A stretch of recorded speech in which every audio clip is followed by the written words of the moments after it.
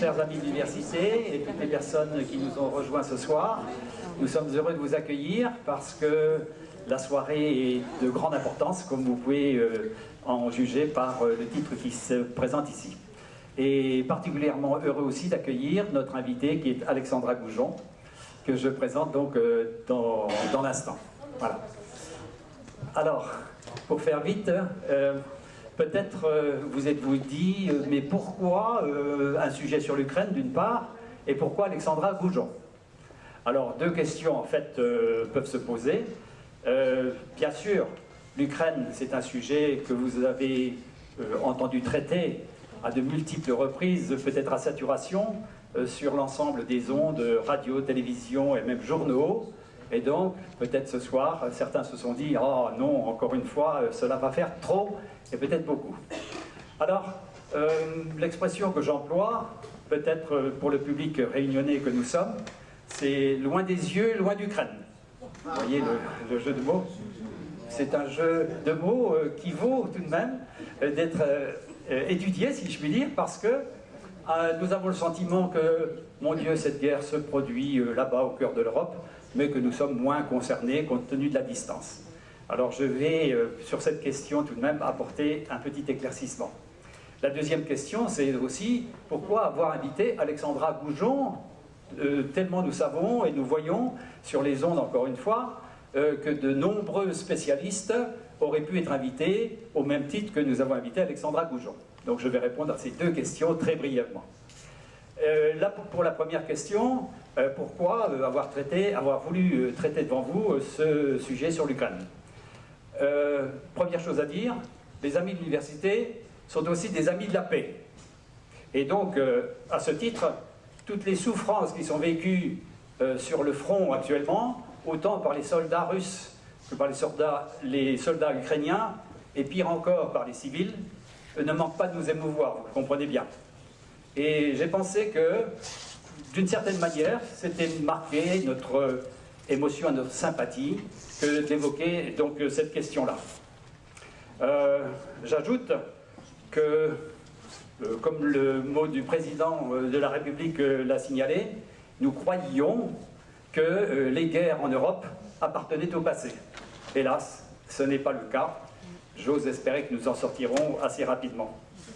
Alors voilà donc l'une des raisons qui font que nous avons été sensibles à la question et nous avons mis ce sujet à notre programme. J'ajoute le fait de faire venir justement une spécialiste de cette question-là vaut parce que les exemples vivants sont d'un autre pouvoir. Les littéraires parmi vous reconnaîtront là une citation du Cid, n'est-ce pas? Don Gormas répondant à Don Diègue lorsqu'il y a cette querelle entre les deux. Les exemples vivants sont d'un autre pouvoir. Et je pense que la présence d'Alexandra ici aura un pouvoir autrement plus explicatif que les écrans de télévision ou les autres médias. Donc voilà pour avoir répondu à la première question. Maintenant, pourquoi avoir invité Alexandra Goujon plus particulièrement? Alors voilà la réponse en trois temps. D'abord, parce qu'elle appartient au monde universitaire. C'est déjà un critère. Ce n'est pas un général à la retraite, ni autre. Donc, les faits de guerre ne seront pas de la circonstance. Voilà. Et d'autre part, elle a toute compétence, en effet, pour parler de l'Ukraine, car en 2001, pour être très précis au titre universitaire, elle a soutenu une thèse de doctorat en sciences politiques qui était intitulée « Nationalisme et démocratie à la fin de l'URSS, les fronts populaires d'Ukraine et de Biélorussie ». C'était en 1988, de 1988 à 1991. C'est cela, voilà. Et je vais ajouter, à titre personnel pour Alexandra, c'est que la Biélorussie, comme la Pologne et l'Ukraine, s'inscrivent aussi dans son paysage familial grand-parental, et une partie de ses ancêtres a vécu, ou vit d'ailleurs, dans l'un de ces pays. Donc voilà aussi l'attache personnelle qui peut justifier le fait qu'elle ait acquis aussi les compétences dont je viens de parler. Ensuite, en tant que maîtresse de conférence, peut-être le mot maîtresse va vous choquer, eh bien nous sommes dans la féminisation, les amis de l'université veulent aussi que les féminins soient honorés au même titre que les masculins. Voilà, donc maîtresse de conférence en sciences politiques actuellement à l'Université de Bourgogne et à Sciences Po Paris. Elle est également politiste, alors d'autres emploient le terme politologue. Bon, je ne sais pas si tu as envie d'en dire un mot, mais bon, c'est sans intérêt, bref. Donc elle est suffisamment éclairée sur le sujet pour nous permettre de mieux comprendre ce qui se passe actuellement dans les pays de l'Est naturellement. Et enfin, vous l'avez vu à l'entrée tout à l'heure, elle est l'autrice d'un ouvrage très simple et très clair qui nous permet de saisir la complexité de ce qu'est l'Ukraine par son histoire tourmentée. Le titre, vous l'avez vu tout à l'heure, le voici, l'Ukraine, de l'indépendance à la guerre.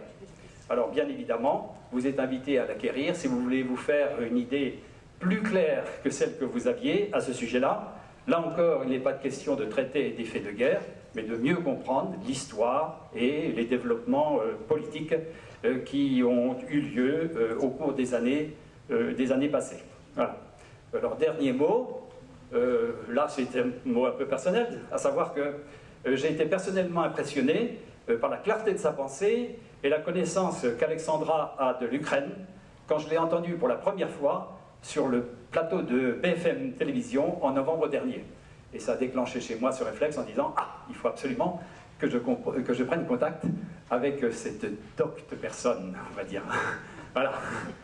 Alors, un petit mot complémentaire, et je m'arrête là bien sûr, puisque la parole ne m'appartient pas, vous le comprenez. La connaissance des pays de l'Est aussi, elle a pu la vivre dans la lointaine Russie, parce que dans le cadre d'un échange universitaire, elle est allée jusqu'en Sibérie pendant plusieurs mois, à Irkoutsk. Ça vous dit quelque chose? Voilà. Alors, là, tout le monde y songe comme ça. Bref, donc disons... Ah ben voilà, vous avez raison de vous vêtir en effet.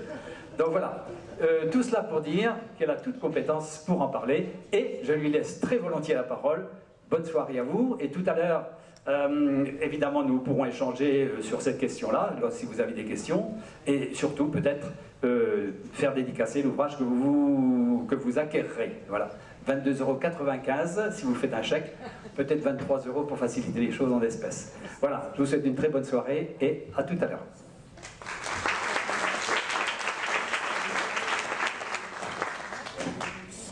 Bonsoir à tous et merci d'être là.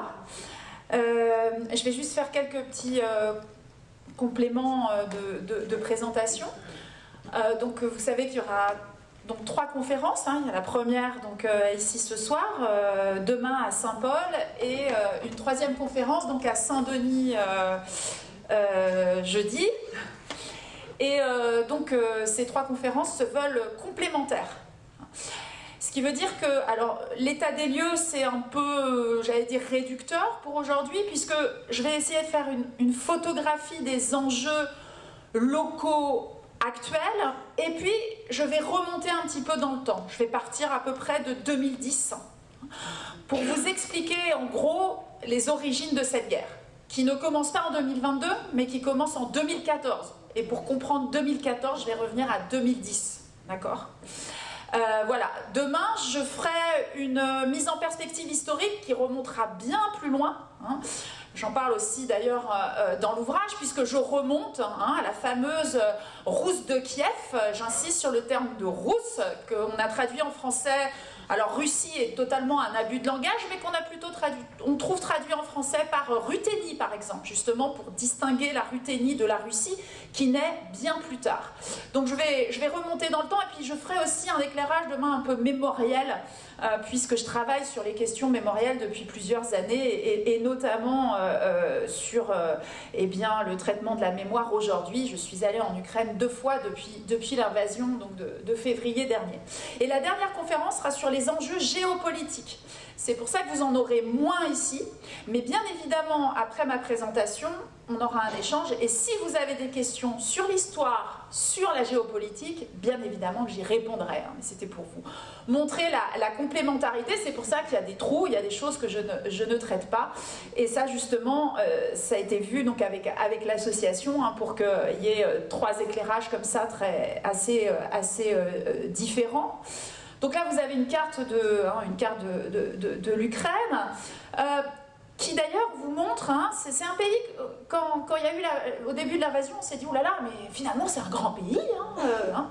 Et effectivement, sur cette carte, on se rend compte, bien sûr, beaucoup plus petit que la Russie, et encore la Russie n'est pas représentée dans son intégralité, mais comparativement, la Pologne, la France, c'est un grand pays.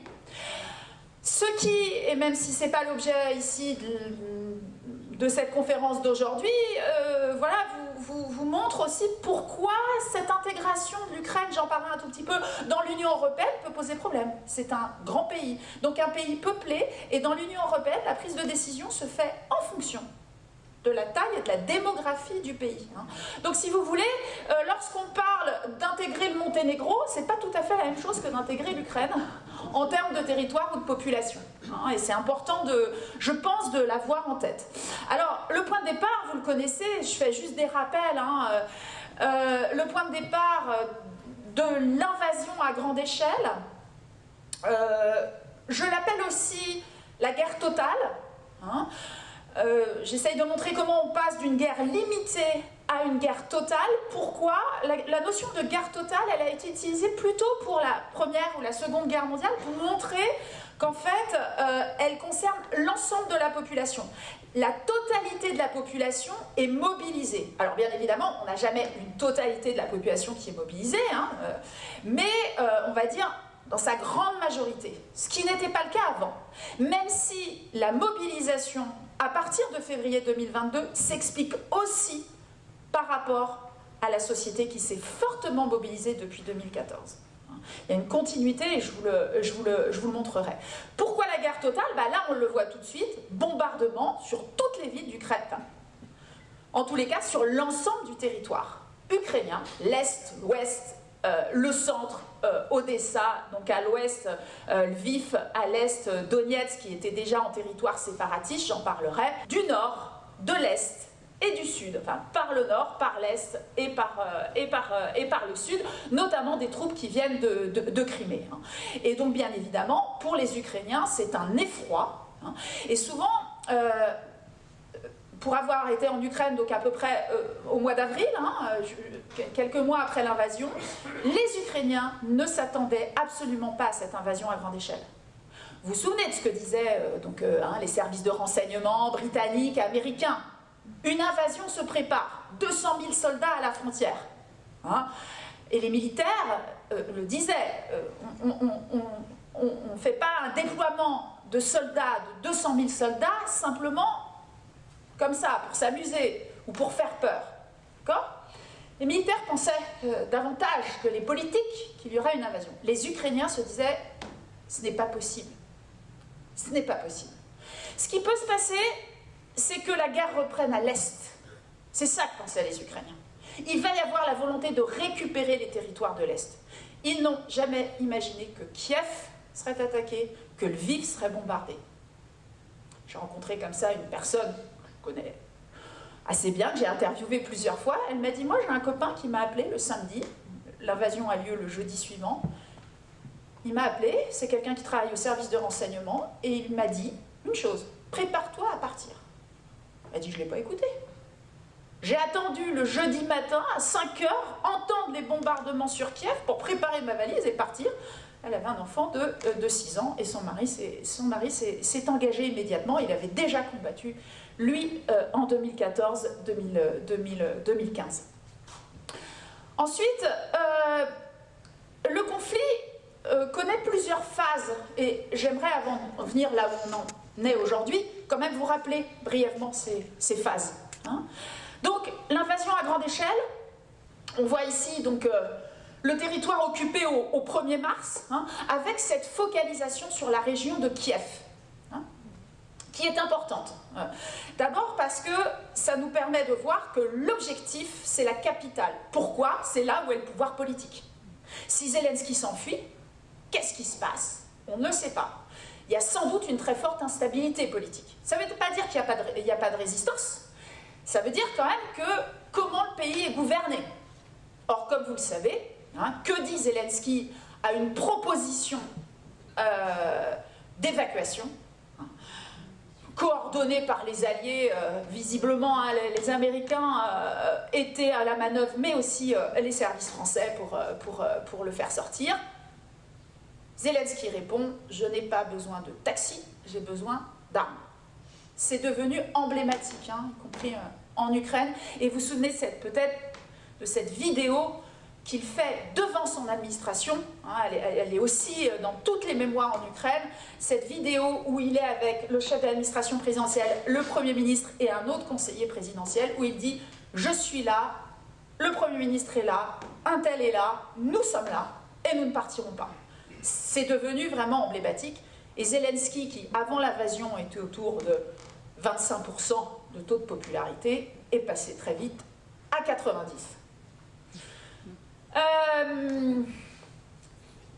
Fin avril, enfin fin mars, désoccupation de la région de Kiev.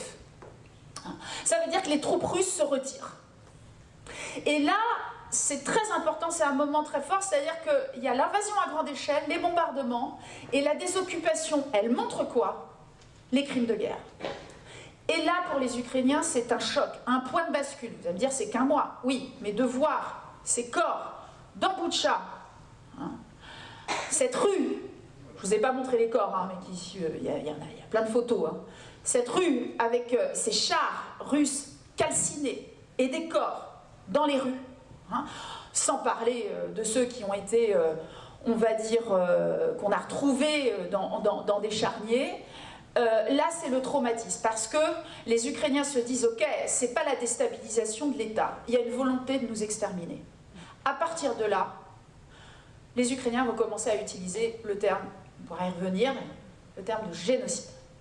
L'objectif des Russes, c'est de nous exterminer.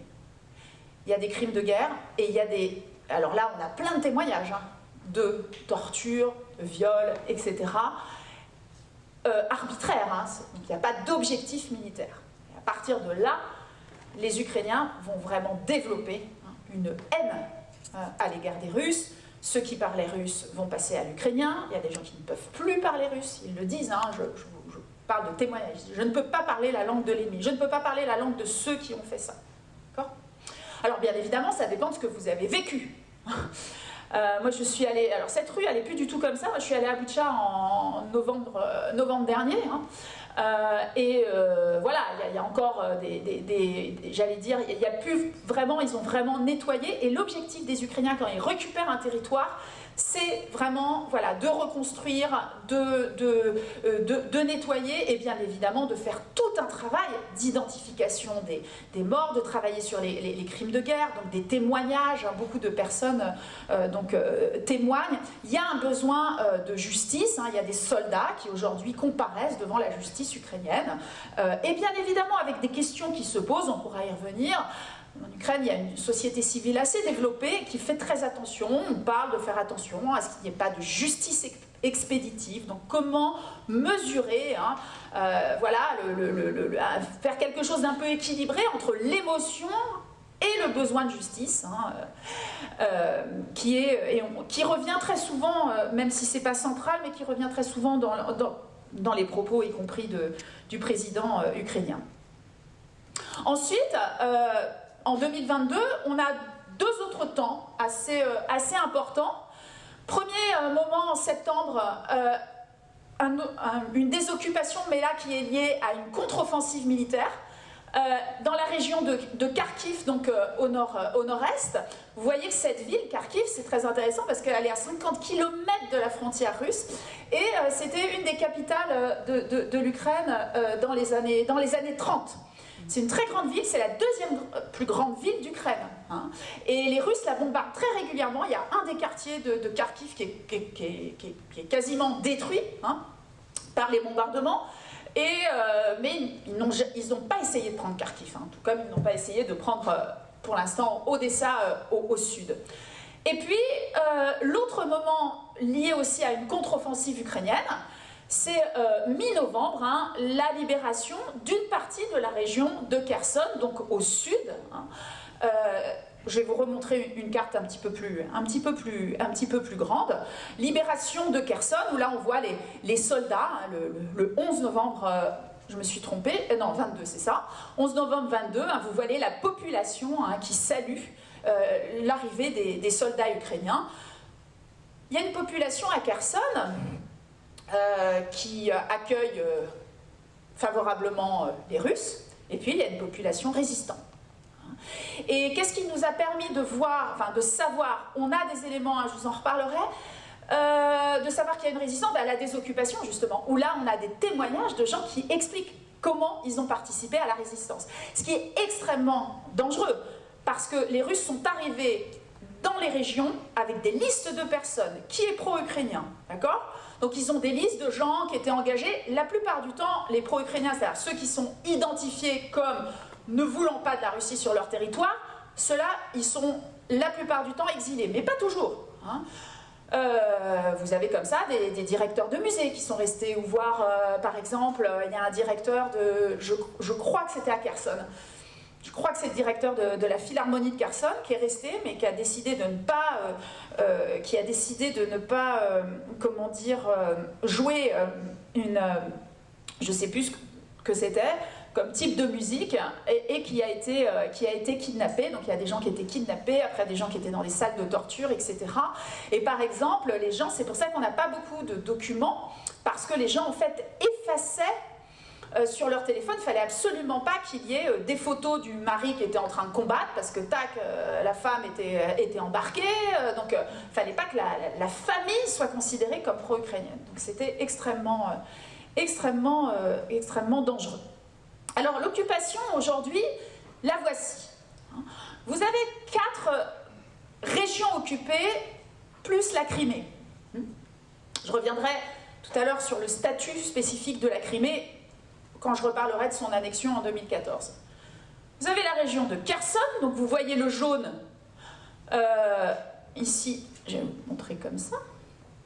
Le jaune ici qui a été donc récupéré par les Ukrainiens occupés, ça c'est la région de Kherson, ça c'est la région de Zaporijia, avec la ville de Zaporijia ici, et la fameuse centrale nucléaire dont on parle tout le temps, qui est juste au sud en fait, elle est à Ernogar, c'est au sud de Zaporijia, c'est pas vraiment dans la ville qui est la capitale régionale. Vous avez ici la région de Donetsk, hein, coupée en deux, et la région... non, ça va. Oui, je peux... Je fais... C'est comment, ça? Super. Et ici, la région de Lugansk. Alors, quand vous regardez ces 4 régions, hein, vous vous rendez compte que celle de Lugansk, c'est la région la plus occupée. C'est-à-dire, elle est quasiment occupée à 100%. On est autour de 93-95% d'occupation. D'accord? Celle de Donetsk, elle est occupée à moitié, on va dire. Celle de Zaporijia, elle est autour de 70% d'occupation. Et celle de Kherson aussi. D'accord? Sachant que la capitale régionale de Kherson, ici, hein, elle est côté ukrainien, Zaporijia aussi. Donc il nous reste Donetsk et Lugansk comme capitale régionale qui sont côté russe.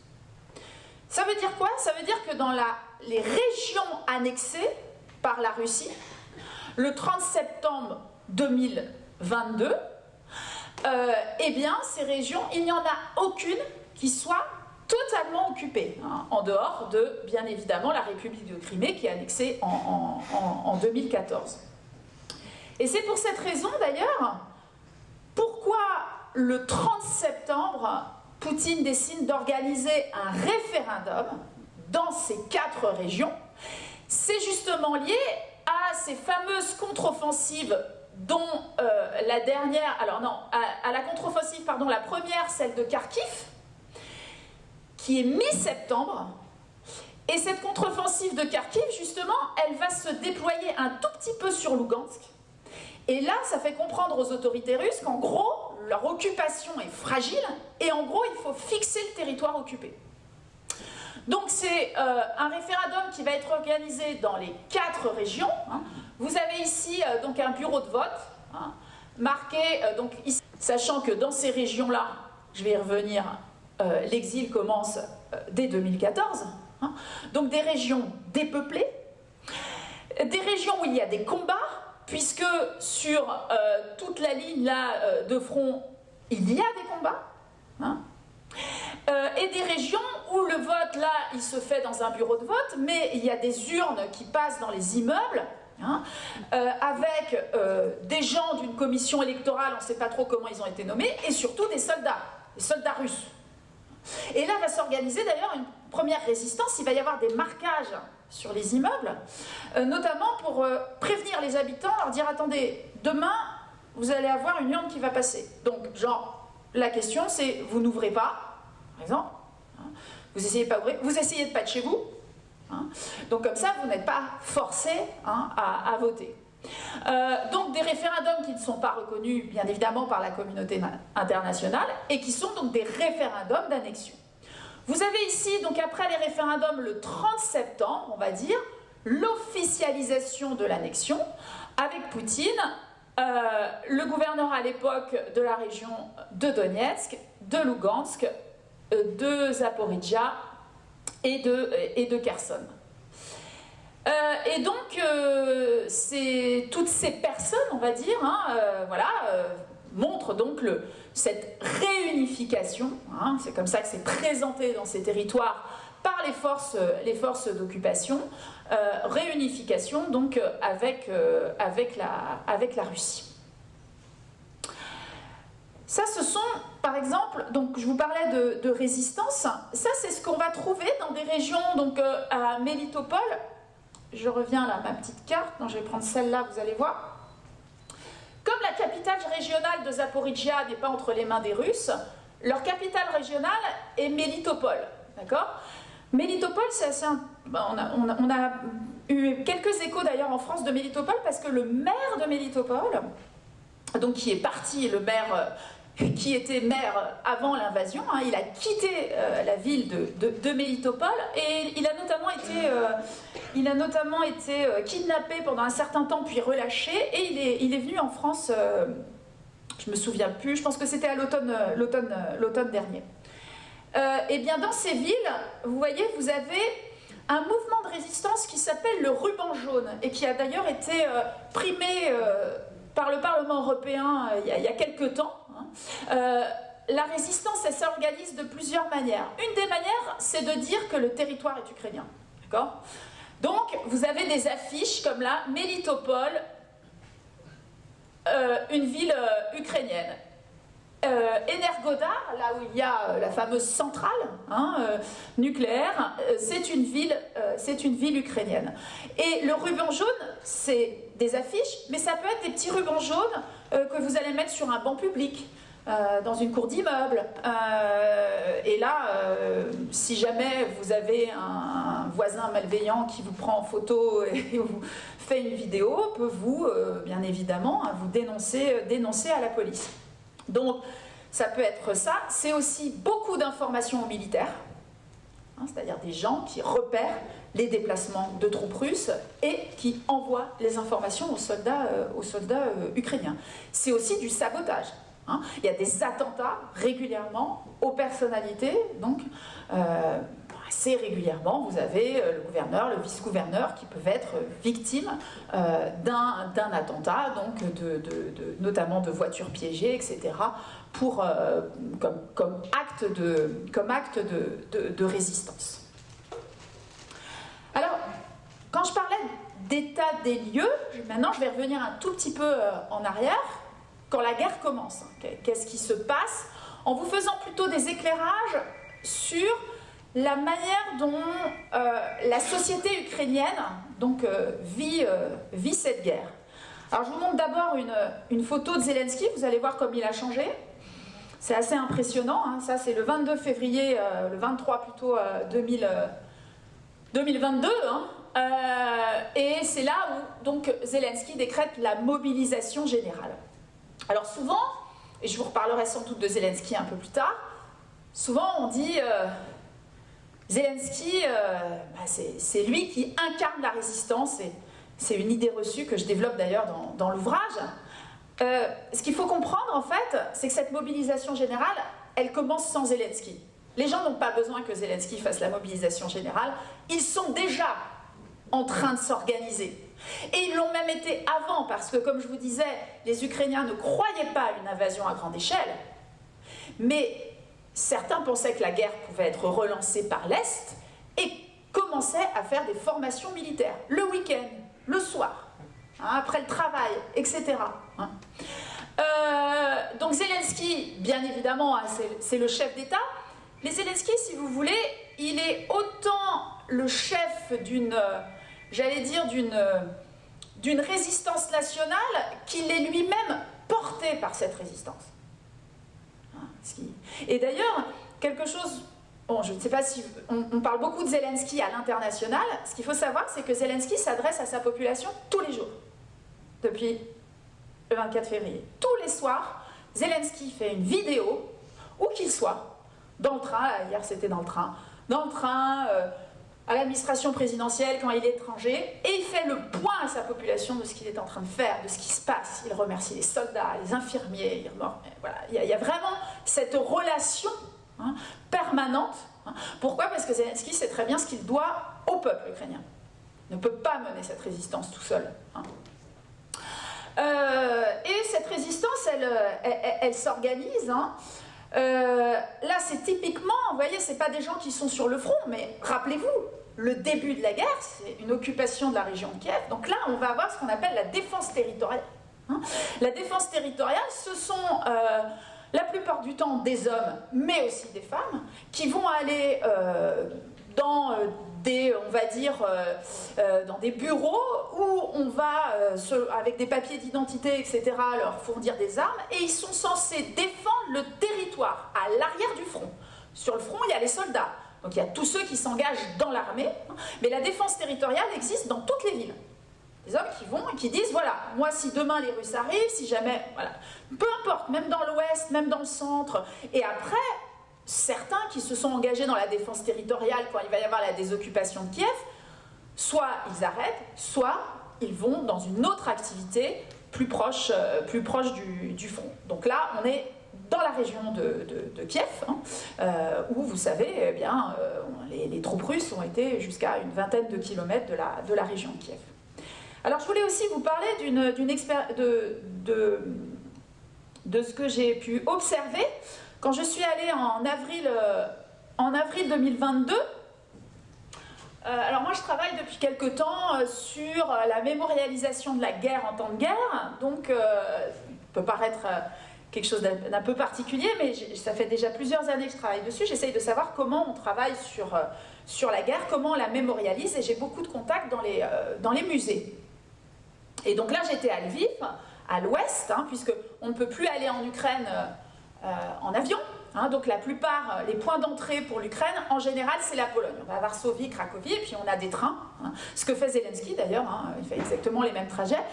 Et donc là j'étais partie pour Cracovie, puis Cracovie, après on va à la frontière polonaise, j'ai passé la frontière à pied, après j'ai pris un bus, et je suis arrivée à Lviv, une région où je n'étais pas allée depuis un certain temps. Et je commence à rencontrer la communauté des muséographes, et puis je dis, mais alors, les musées à ce moment-là étaient fermés. Je rencontre quelques directeurs de musées, je leur dis, ben voilà, par exemple, tiens, vous, dans votre musée, est-ce que vous avez quelqu'un qui est bénévole? Ah oui, j'ai quelqu'un qui est bénévole, et là, vous avez Lina, notamment, que je retrouve à une trentaine de kilomètres de Lviv, au nord, dans une ville qui s'appelle... ça y est, j'ai un trou. Jokva, 17 000 habitants, petite ville, et là vous avez la maison de la culture. D'accord? Et donc Lina me dit, ben voilà, on peut se retrouver là-bas, c'est là-bas qu'on a notre QG. Et donc elle est ici avec Vadim. Alors Vadim, il pourrait être mobilisé, mais vu tout ce qu'il fait pour l'armée, on a décidé de ne pas le mobiliser. Lui, c'est un chef d'entreprise qui... s'est beaucoup mobilisé en 2014, 2015, etc. Et en 2018, il reprend son activité de chef d'entreprise. Certains ont fait ça. Hein. Et puis, bah là, comme il avait déjà eu une activité en 2014, eux deux se retrouvent. Elle est originaire de la ville. Elle travaillait au musée de Lviv. Elle retrouve Vadim et elle dit, il faut qu'on monte une aide médicale aux soldats. C'est ce que je veux faire. D'accord. Ils font ça en 2 jours. Elle contacte des logisticiens, des transporteurs ukrainiens, etc. Et ils montent leur association. Donc dans cette maison de la culture, vous avez deux parties. Quand vous rentrez à gauche, vous avez ceux qui s'occupent de l'aide médicale aux soldats. Et à droite, là, une entrée pour les réfugiés qui viennent, où vous avez une aide à la procédure administrative, de l'aide alimentaire, de l'aide des vêtements, des poussettes, de l'équipement pour les enfants, etc. Puisque principalement les réfugiés qu'on appelle les déplacés internes en Ukraine, ceux qui se sont déplacés de l'Est ou du centre vers l'Ouest, ce sont plutôt des femmes et des enfants, puisque les hommes, une partie des hommes se sont quand même engagés. Et donc moi, voilà à quoi ressemble la salle de spectacle quand j'y vais. Ici, vous avez tout le médical, et dans le fond, vous avez toute l'aide, les vêtements, etc., les couvertures. Et alors l'aide médicale aux soldats, pourquoi je vous parle de ça? Ça vous paraît tout petit, mais ça, il y en a des milliers en Ukraine. C'est ça l'ampleur en fait, c'est d'aller en voir un, et puis quand vous discutez et que vous savez que ça s'est démultiplié, là vous prenez compte, vous vous rendez compte de l'ampleur. Alors là c'est toutes leurs étagères avec tous les médicaments, et ça c'est une de leurs activités. Trousse de secours pour les soldats. Et là vous avez Maria, institutrice, qui fait des trousses de secours, et elle me dit, les jours où je suis efficace, je peux en faire jusqu'à 100 par jour. 100 par jour. Alors vous allez me dire, quand même, l'armée ukrainienne, oui, sauf que l'armée ukrainienne c'est de mieux en mieux équipée, mais les bataillons, les soldats, qu'est-ce qu'ils savent? Ils savent que, en contactant cette association, ils ont les trousses de secours en 48 heures, et non pas en 3 semaines. D'accord? Alors, Maria m'a expliqué, par exemple, comment il faut mettre des étiquettes sur certains produits. La plupart du temps, les choses viennent de l'étranger. Donc, c'est pas expliqué dans quoi ça sert. Et ils m'ont parlé notamment du fameux tourniquet qui permet de faire des garrots. Et ils m'ont dit, alors au début, on avait des tourniquets chinois, laisse tomber, ça marche pas du tout. Donc, maintenant, on les fait venir des États-Unis. Et les soldats, donc, ils ont des très bons retours. Parce qu'en fait, ce qui se passe, c'est que ça, quand c'est distribué sur le front, les soldats non seulement remercient, mais après il y a des témoignages, voilà ce qu'il nous faut. Donc c'est l'échange permanent et ils adaptent à chaque fois les trousses de secours, enfin progressivement. Là quand je suis en arrivée en avril, au bout de 2 mois, ils savaient ce qu'il fallait faire. Vous voyez, ça a pris un petit peu du temps pour se roder. Mais quand je suis arrivée par exemple à cette journée-là, je sais plus, à 14 h, il y a une psychiatre aussi qui est bénévole dans cette association qui arrive, qui dit, bon, j'ai eu un chirurgien ce matin d'un hôpital militaire, pendant que j'étais en train de me brosser les dents, j'ai noté tout ce dont il avait besoin, hop, voilà la liste, il y a 4 bénévoles qui se mettent à faire les cartons. 1 heure plus tard, elle était partie vers l'hôpital militaire pour aller distribuer les besoins nécessaires. Et ces étagères, et donc Maria, ce qu'elle me disait, elle me dit, bah, tu vois, je suis institutrice, mais je pense que demain, je peux devenir infirmière, je peux travailler dans le monde médical, j'ai tout appris. Donc je peux te dire tout ce qu'il y a dans ces étagères, donc la formation sur le terrain par l'activité du volontariat, et ça, ce sont vraiment des milliers de personnes qui sont engagées là-dedans. Alors lorsque vous n'avez pas le temps, parce que l'Ukraine fonctionne, vous avez les musées qui ont réouvert d'ailleurs, moi après j'étais en novembre, là j'ai été voir des expositions, etc. Les musées ont réouvert assez rapidement d'ailleurs. Vous avez des entreprises qui fonctionnent, sauf quand vous êtes vraiment sur les lignes de combat. Voilà, vous avez les magasins qui fonctionnent, Kiev a presque un fonctionnement normal. Sauf quand il y a des bombardements sur les infrastructures et que vous avez le réseau électrique qui pète. Mais même quand il n'y a pas de réseau électrique, j'ai vu des cafés ouverts avec des bougies. Et où ils proposent ce qu'ils ont, voilà, en boisson froide, voilà, vous n'avez pas de café, la machine à café ne marche pas, mais vous faites autre chose. Et les gens vont dans les cafés avec les bougies. Donc il y a toute une, on va dire, une vie qui existe en Ukraine. Alors ceux qui, par exemple, n'ont pas une activité comme ça dans le bénévolat au long cours, c'est des gens qui vont aider les bénévoles. Donc typiquement là, c'est des gens qui vont financer. Ceci dit, cette association, elle n'avait pas besoin vraiment de financement, ils cherchaient vraiment des équipements, donc ils font venir des équipements de l'étranger. Les gens donnent énormément d'argent à l'armée. Il y a des fonds, des levées de fonds, et les gens envoient une partie de leur salaire à l'armée, directement. Autre chose, vous avez un bataillon comme ça, avec, je ne sais pas, un soldat, ils ont des besoins spécifiques, hop, coup de fil, à la mère, à la sœur, voilà, on a besoin de ça. Hop, levée de fonds sur les réseaux sociaux, en 24 heures c'est plié, on achète un drone, on achète une voiture, on achète un... Voilà, c'est comme ça que ça fonctionne. Et ça continue, permanence.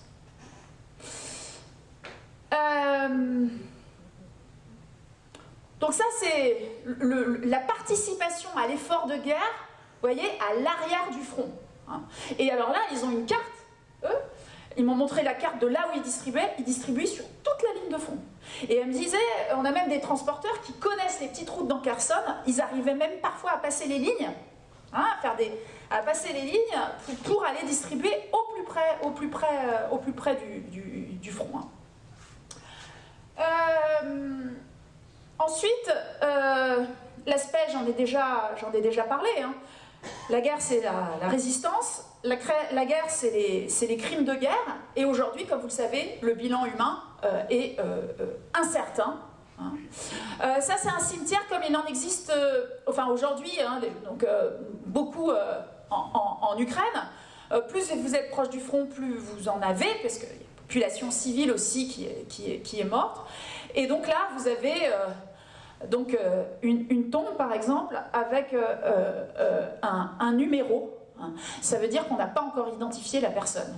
Donc il y a un gros besoin. Et je voyais que d'ailleurs, en tant que Français, j'ai vu qu'il y avait des camions. On avait livré là récemment. C'est l'ambassadeur de France à Kiev qui faisait cette information. Je ne sais plus, j'ai dû voir ça il y a une semaine.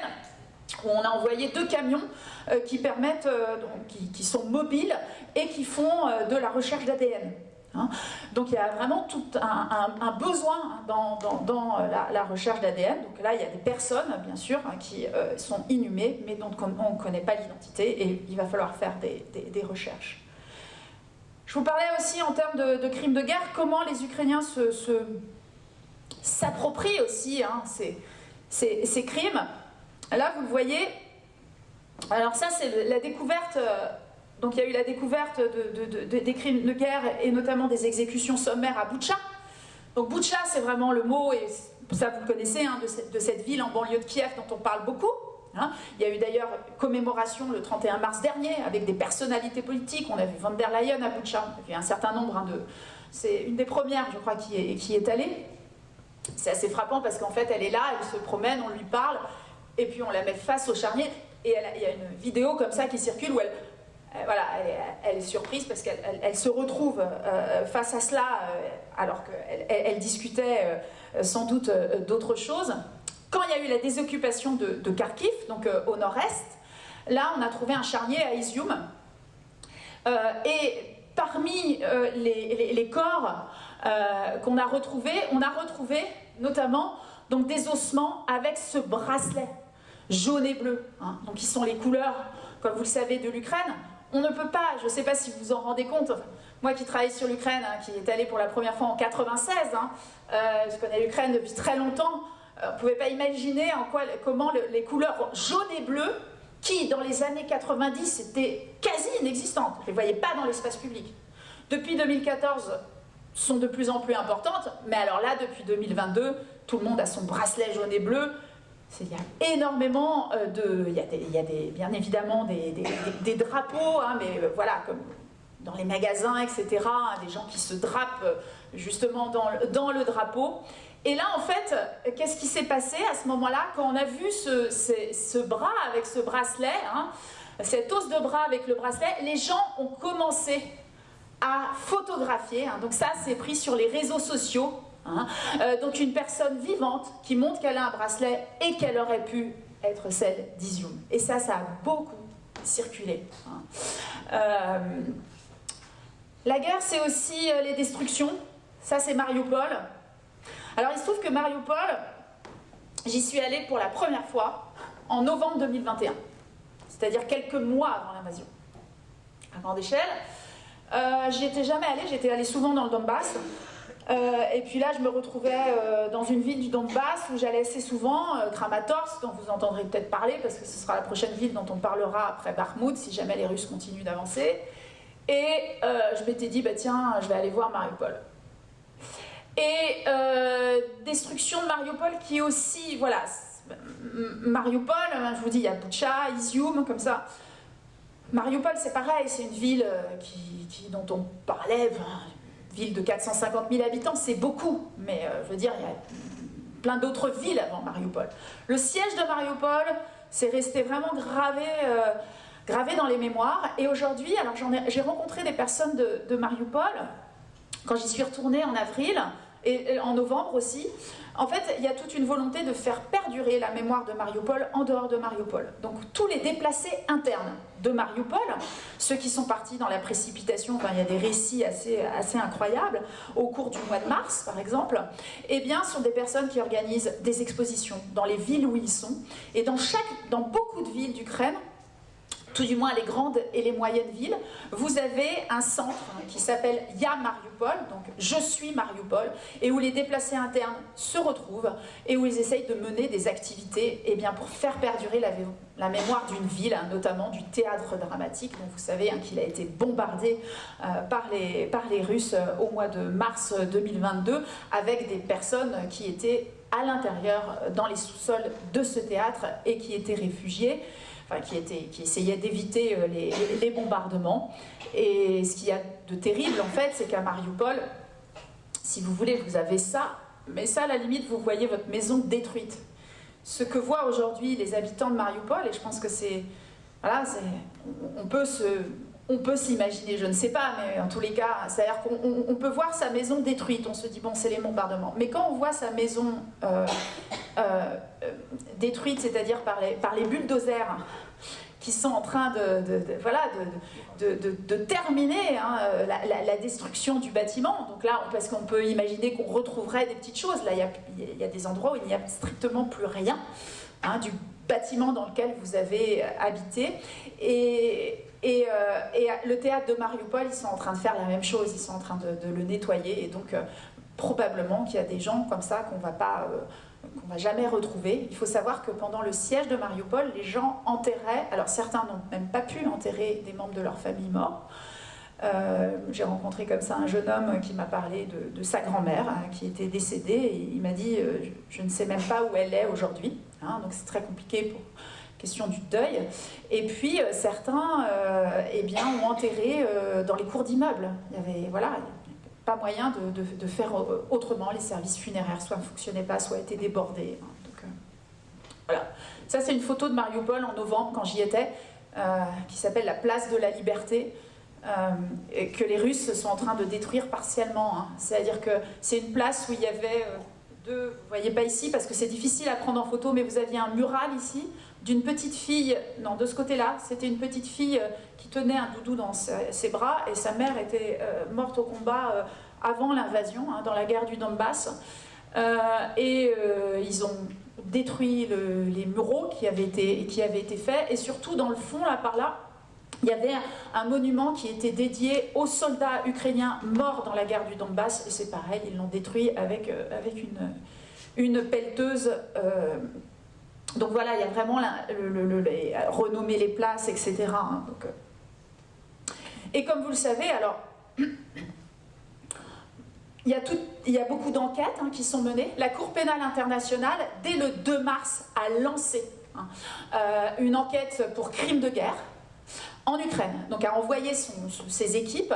Je tiens à rappeler aussi que les gendarmes français, très vite, au moment de la désoccupation de Kiev, ils sont allés à Boutcha. J'ai fait une émission avec un gendarme qui avait participé pendant 3 mois à des enquêtes, justement, une enquête judiciaire. Alors là, eux, ils faisaient vraiment prélèvement ADN, identification des personnes. La particularité, c'est que là, le 17 mars dernier, la Cour pénale internationale donc, a lancé un mandat d'arrêt international contre Vladimir Poutine et cette femme que vous voyez en face de lui qui s'appelle Marie. Et tous les deux sont inculpés pour déportation d'enfants. Parce que, alors, j'ai parlé des crimes, des exactions, etc. Une autre pratique russe au moment de l'occupation, c'est de déporter des gens, et notamment des enfants. Alors pourquoi les enfants c'est important, et pourquoi ça peut contribuer éventuellement à une inculpation pour génocide, parce que les enfants sont déportés, mais on change leur identité. Hein. C'est-à-dire qu'on leur crée un nouvel état civil en Russie, on les fait naître en Russie, on leur dit que leurs parents sont morts, etc., on leur raconte, et changer l'identité, ça peut faire partie de la définition du génocide qui parle de destruction de tout ou en partie d'un groupe national. Donc là, ça veut dire voilà, on modifie l'identité des enfants. Alors, c'est extrêmement important, vous allez me dire, voilà, nous on est ici en train de se dire, oui, mais est-ce que Poutine sera jugé, pas jugé? Symboliquement, c'est extrêmement important. Ça montre quand même aussi une avancée en termes de justice. Là, je parle au nom des experts qui travaillent sur la justice pénale internationale, parce que ça veut dire que, voilà, on a quand même aujourd'hui un chef d'État en guerre. Voilà, on ne reste pas les bras croisés, il y a un mandat d'arrêt contre lui. Peu probable qu'il sorte du pays et qu'il soit arrêté pour l'instant, mais souvenez-vous, lorsqu'on a inculpé Milosevic, on ne savait pas forcément aussi qu'un jour il pourrait être arrêté. Alors la guerre, c'est aussi des symboles, d'autres symboles importants. Ce soldat, alors ça date de mars 2023, c'est un soldat maintenant qui est très connu. Donc comment quelqu'un, moi j'avais travaillé déjà là-dessus quand j'avais travaillé sur la révolution de Maïdan, comment un soldat peut devenir un héros du jour au lendemain, quelque part, il n'a rien demandé, personne ne le connaît. Je vais vous en parler d'un autre qui est beaucoup plus connu. Lui, en fait, une vidéo a circulé parce que les soldats russes ont filmé son exécution. Là, vous le voyez juste avant son exécution. Et en fait, les soldats russes lui demandent de retirer son insigne militaire. Et il leur dit non. Et ensuite, il dit un slogan qui est maintenant, qu'on utilise beaucoup en Ukraine, hein, Gloire à l'Ukraine, qui est un slogan qui date aussi qui a été beaucoup utilisé en 2014, Slava Ukraini, et là il l'exécute. Cette vidéo a beaucoup circulé, on a recherché en permanence cette identité, il y a eu plusieurs personnes qui l'ont identifié, on a finalement trouvé son identité au bout d'à peu près 24 heures, et il y a plein de dessins qui ont été faits par des artistes, il est devenu... voilà, j'allais dire pendant peut-être 48 heures, on a parlé beaucoup de lui en Ukraine, et il reste dans la mémoire. Dites le soldat Slava Ukraine, et hop, tout de suite en Ukraine, on saura qui c'est. On identifie ces personnes. C'est aussi des funérailles. Donc là, vous avez les funérailles sur la place principale de Kiev, de Da Vinci. Alors là, c'est un combattant. Donc j'ai pris cette photo pour plusieurs raisons, parce que vous voyez tous les gens agenouillés, et en Ukraine...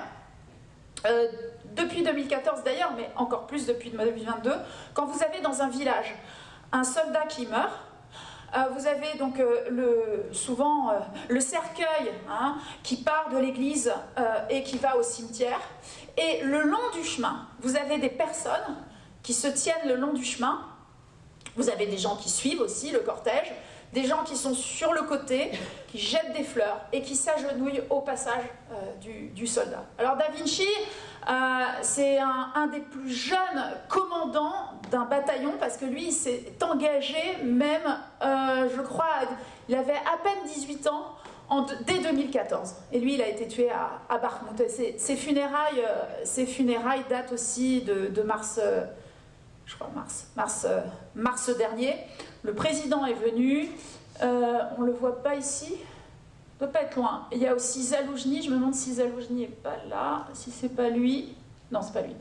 Le chef d'état-major qui le connaissait bien et qui s'est aussi approché du cercueil. La guerre, c'est aussi les réfugiés. Hein. J'ai parlé des déplacés internes parce qu'on les oublie souvent. Hein. On considère qu'en Ukraine, il y a à peu près, on va dire, 5 millions de déplacés internes. 5 millions de personnes qui, donc, ont été obligées de quitter leur maison hein, pour aller ailleurs en Ukraine. Aujourd'hui, on considère qu'il y a à peu près, en Europe, 8 millions de réfugiés. Alors, ce qui est intéressant aussi à avoir en tête, c'est que si on prend le passage des frontières, pardon, plutôt ici, c'est qu'en fait, il y a beaucoup plus de gens qui sont partis. C'est pas 8 millions qui sont partis. Vous avez plus de 20 millions qui sont partis et plus de 10 millions qui sont revenus. D'accord? Et il y a même des gens qui font des allers-retours. Je connais des gens qui sont allés, voilà, qui se sont réfugiés, qui viennent, qui ont des contacts en France. J'ai rencontré par exemple de Mariupol, c'est assez incroyable cette femme, une femme qui était metteur en scène au théâtre dramatique de Mariupol. Son fils était dans l'Ouest, elle s'est retrouvée en France parce qu'elle avait un contact en France, et du coup elle a monté une pièce en France, mais elle est retournée en Ukraine pour réinstaller son théâtre de Mariupol dans l'Ouest, qui fonctionne bien. Elle a monté des pièces, et donc du coup elle se retrouve à monter des pièces de théâtre en Ukraine, mais aussi en France. Et donc elle fait des allers-retours. Voilà, alors tout le monde ne fait pas ça, mais les Ukrainiens circulent beaucoup plus qu'on ne le croit. Et quand j'ai pris un train la dernière fois entre la Pologne et l'Ukraine, là, entre Varsovie et où est-ce que j'allais, Kiev, je suis tombée sur 2 jeunes femmes.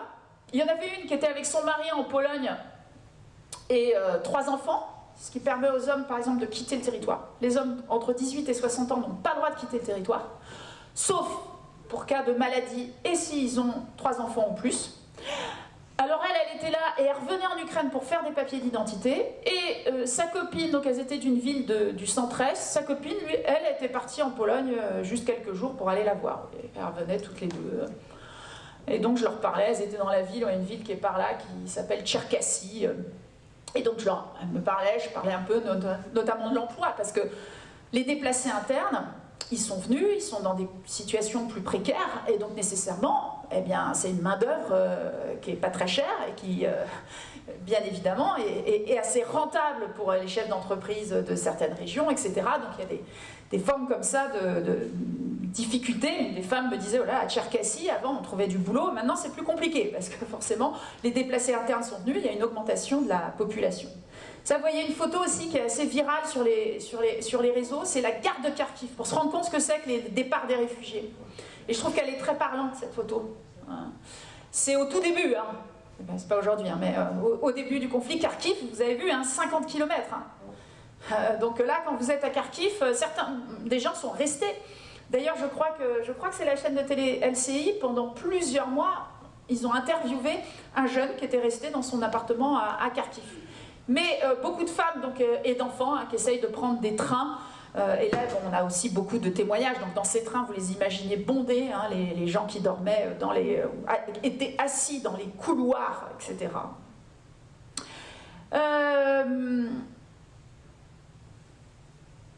J'ai presque fait 1 heure, c'est ça? Peut-être falloir que je m'arrête. Je vais quand même. Je vous avais dit que je vous parlerais du conflit d'avant. Donc, il faut que j'en parle. Ah ouais, j'avance.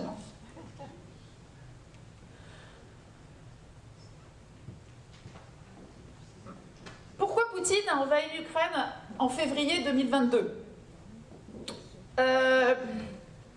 Vous savez comme moi qu'Emmanuel Macron s'est rendu à Moscou plusieurs fois, qu'il a été critiqué pour mener cette politique de dialogue, que les Américains disaient vous pouvez toujours essayer de le raisonner, mais là, en gros, ça dépend plus de nous.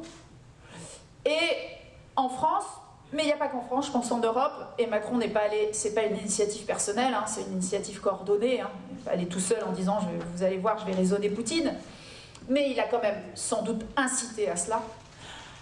Et en fait, on a pensé que la guerre c'était une question de coût-avantage. Hein ? Mais Poutine ne va pas faire ça, c'est beaucoup trop coûteux. Cette guerre n'est pas une guerre rationnelle, pas fondée sur une rationalité. Cette guerre, c'est une guerre idéologique. Elle est fondée sur une obsession de Poutine. L'Ukraine doit m'appartenir. Alors m'appartenir, hein. Je dois pouvoir décider du destin de l'Ukraine. Alors bien évidemment, pour pouvoir avoir la main sur l'Ukraine, vous n'êtes pas forcément obligé de l'annexer. Hein ? Qu'est-ce qu'il faut ? vous essayez d'avoir des gens qui pensent comme vous, dans le pays. Bon. Et c'est comme ça qu'on a appelé les forces pro-russes. Alors là, on s'est un peu planté aussi, parce que les forces pro-russes, ça veut tout et rien dire d'être pro-russe en Ukraine. Vous voyez, pro-russe, notamment dans l'est de l'Ukraine, vous avez quoi? Des gens qui sont dans l'est, ils traversent la frontière, ils vont bosser à Rostov, à Moscou, dans le bâtiment, gagnent de l'argent, ils font de la migration pendulaire, ils reviennent, ils font vivre leur famille. Bon, eux, ils ont plutôt tendance à voter pro-russe. Mais est-ce qu'ils ont envie que leur région devienne russe et soit administrée par des Russes? Alors là, c'est la grande différence. Et d'ailleurs, on a bien vu quand il y a eu l'annexion, Kherson, Zaporizhia, etc., que les locaux, les élus locaux, ne sont pas ralliés à l'occupant russe. Des maires ont dit non, moi je reste, vous voyez, à Kiev, je ne veux pas être occupé par les Russes. Donc vous voyez, pro-russe, c'est très compliqué comme adjectif, parce que notamment le président Yanukovych, quand il arrive en pouvoir en 2010, on dit ah, c'est un président pro-russe. Alors, Yanukovych, si vous voulez, il est à la tête d'un parti, le parti des régions, mais pro-russe, on a des gens, par exemple, qui disent ouais, ce serait bien qu'on garde nos accords commerciaux avec la Russie, c'est-à-dire qu'en fait, on ait le moins de taxes de douane, parce que les entreprises de l'Est, ça leur permet justement de vendre à la Russie, qui est le principal marché. Mais encore une fois, les oligarques ukrainiens n'ont pas besoin d'avoir les oligarques russes sur leur territoire. D'ailleurs, surtout pas. Parce que les oligarques russes sont beaucoup plus puissants qu'eux. Beaucoup plus puissants en termes financiers. Donc les oligarques ukrainiens, eux, ce qu'ils veulent, c'est garder leurs actifs en Ukraine. Alors Yanukovych, lui, le problème, c'est qu'il a très mal géré ce qu'on appelle la révolution de Maïdan. Et surtout, il a poursuivi une politique ambivalente. Étiquette pro-russe, ah oui, mais il continue de négocier avec l'Union européenne. Un accord d'association. Une libération des visas, c'est-à-dire qu'aujourd'hui, depuis 2018, les Ukrainiens peuvent venir sur le territoire de l'Union européenne sans visa. Après un certain temps, il a fallu vérifier la manière dont les Ukrainiens faisaient les passeports, etc. Et Yanukovych, il fait les négociations avec l'Union européenne. Et puis, une semaine avant de signer, alors que le document était prêt, il dit à sa population, je ne vais pas signer.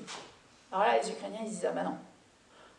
Yanukovych, il avait incarcéré Yulia Tymoshenko, une ancienne première ministre, le pouvoir commençait à être vraiment autoritaire. Et là, les Ukrainiens, ils ont dit, alors si jamais on ne signe pas cet accord, ça veut dire que là, le pouvoir va pouvoir tout se permettre. Donc l'Union européenne est perçue, et vous le retrouvez d'ailleurs dans un certain nombre de pays d'Europe de l'Est, en Roumanie, en Bulgarie, etc. La population, elle sort dans la rue avec le drapeau européen, quand les élites locales commencent à dire « oui, non, mais finalement, la loi sur la lutte contre la corruption, je ne sais pas si on va le faire », hop, les gens vont dans la rue et disent « attendez, vous voyez nos engagements par rapport à l'UE ». Et donc à Kiev, il y a une révolution. Révolution de Maïdan. Alors là, je pourrais en parler très longuement. J'y suis allée une ou deux fois pendant l'occupation. Et beaucoup de répression. Et à chaque fois qu'Yanukovych, le président, a réprimé, à chaque fois, il y avait plus de monde dans la rue. Lui, Yanukovych, il vient de l'Est de l'Ukraine. Il vient de Donetsk. Dans cette région, je suis déjà allée, dans cette région, il n'y a pas beaucoup de mouvements sociaux, il n'y a pas beaucoup de contestations, un peu quand même des mineurs, régulièrement. C'est une région industrielle où les gens se battent pour leurs conditions de travail, mais politiquement, vous voyez, c'est très patrimonial.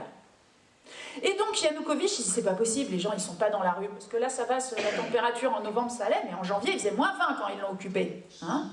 Et Yanukovych, il se dit mais non, ces gens ils sont payés, c'est pas possible, on peut pas être dans la rue pour la liberté, pour l'Union européenne, qu'est-ce que c'est que cette idée et donc il a essayé plusieurs fois de réprimer la place, jusqu'à ce qu'il décide vraiment de le faire en février 2014. Il va nettoyer la place occupée de Kiev, ça va faire 100 morts, et il va disparaître. Il y a 2-3 jours de massacre, 18 au 20 février, et puis, le 21 au soir, plus de nouvelles, on ne sait pas où est Yanukovych. Il a fui le pays, mais il est où? On ne sait pas, et il disparaît pendant une semaine. Yanukovych, c'était plutôt, justement, je vous disais, pro-russe. La Russie pensait pouvoir, avec lui, voilà, éloigner l'Ukraine de l'Union européenne, la ramener dans le giron russe. Et là, il fuit le pays. Ça, on ne sait pas. Les archives nous le diront un jour. Est-ce qu'il a fui parce qu'il avait vraiment peur? Est-ce que les Russes lui ont dit, tu sais, mon gars, si tu restes, tu as une chance sur deux de te faire liquider, parce qu'après le massacre, là, tu as des gens qui sont mobilisés. Les forces de l'ordre ont rallié la révolution, donc tu n'es plus protégé. Vous voyez, est-ce que par instinct de survie, il est parti, ou est-ce que les Russes lui ont dit, hey, ce serait bien que tu t'en ailles, parce qu'on ne sait jamais. Et là, à ce moment-là, les Russes y manœuvrent. C'est là que commence l'annexion de la Crimée. L'annexion de la Crimée avec, vous allez voir, ça va vous parler par rapport à ce qu'on a évoqué en février 2022. Voilà ce qu'on présente aux gens de Crimée. Référendum le 16 mars. Le 16 mars, nous choisissons ça, la Crimée avec l'insigne nazi ou la Crimée avec le drapeau russe. J'hésite.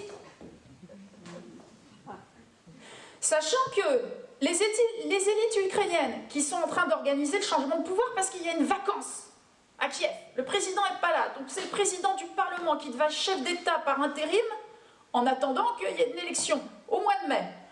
Et moi je me souviens, j'étais à Kiev à ce moment-là, enfin pas en mars, mais en février. Et vous allez voir comment les Russes ont, fin février, juste après le massacre, le 22 février, j'étais à Kiev. Timoshenko avait été libéré. Et là, on a commencé à voir ce qui se passait sur la Crimée. Et là, il y avait un référendum qui était prévu le 30 mai. Et tous les jours, ça avançait.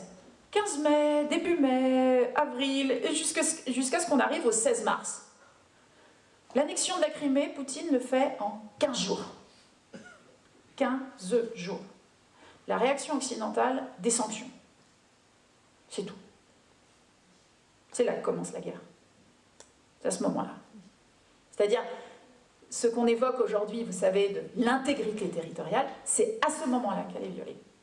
La Russie, qui s'était engagée dans plusieurs textes, je ne reviens pas là-dessus, j'en parlerai à Saint-Denis dans 2 jours, qui s'était engagée sur plusieurs textes en disant on va respecter l'intégrité territoriale de l'Ukraine, de 1991, viole ses engagements. La Russie elle-même qui avait signé le document. On garantit, la Russie était signataire, les États-Unis aussi, hein. Le Royaume-Uni aussi. Pourquoi?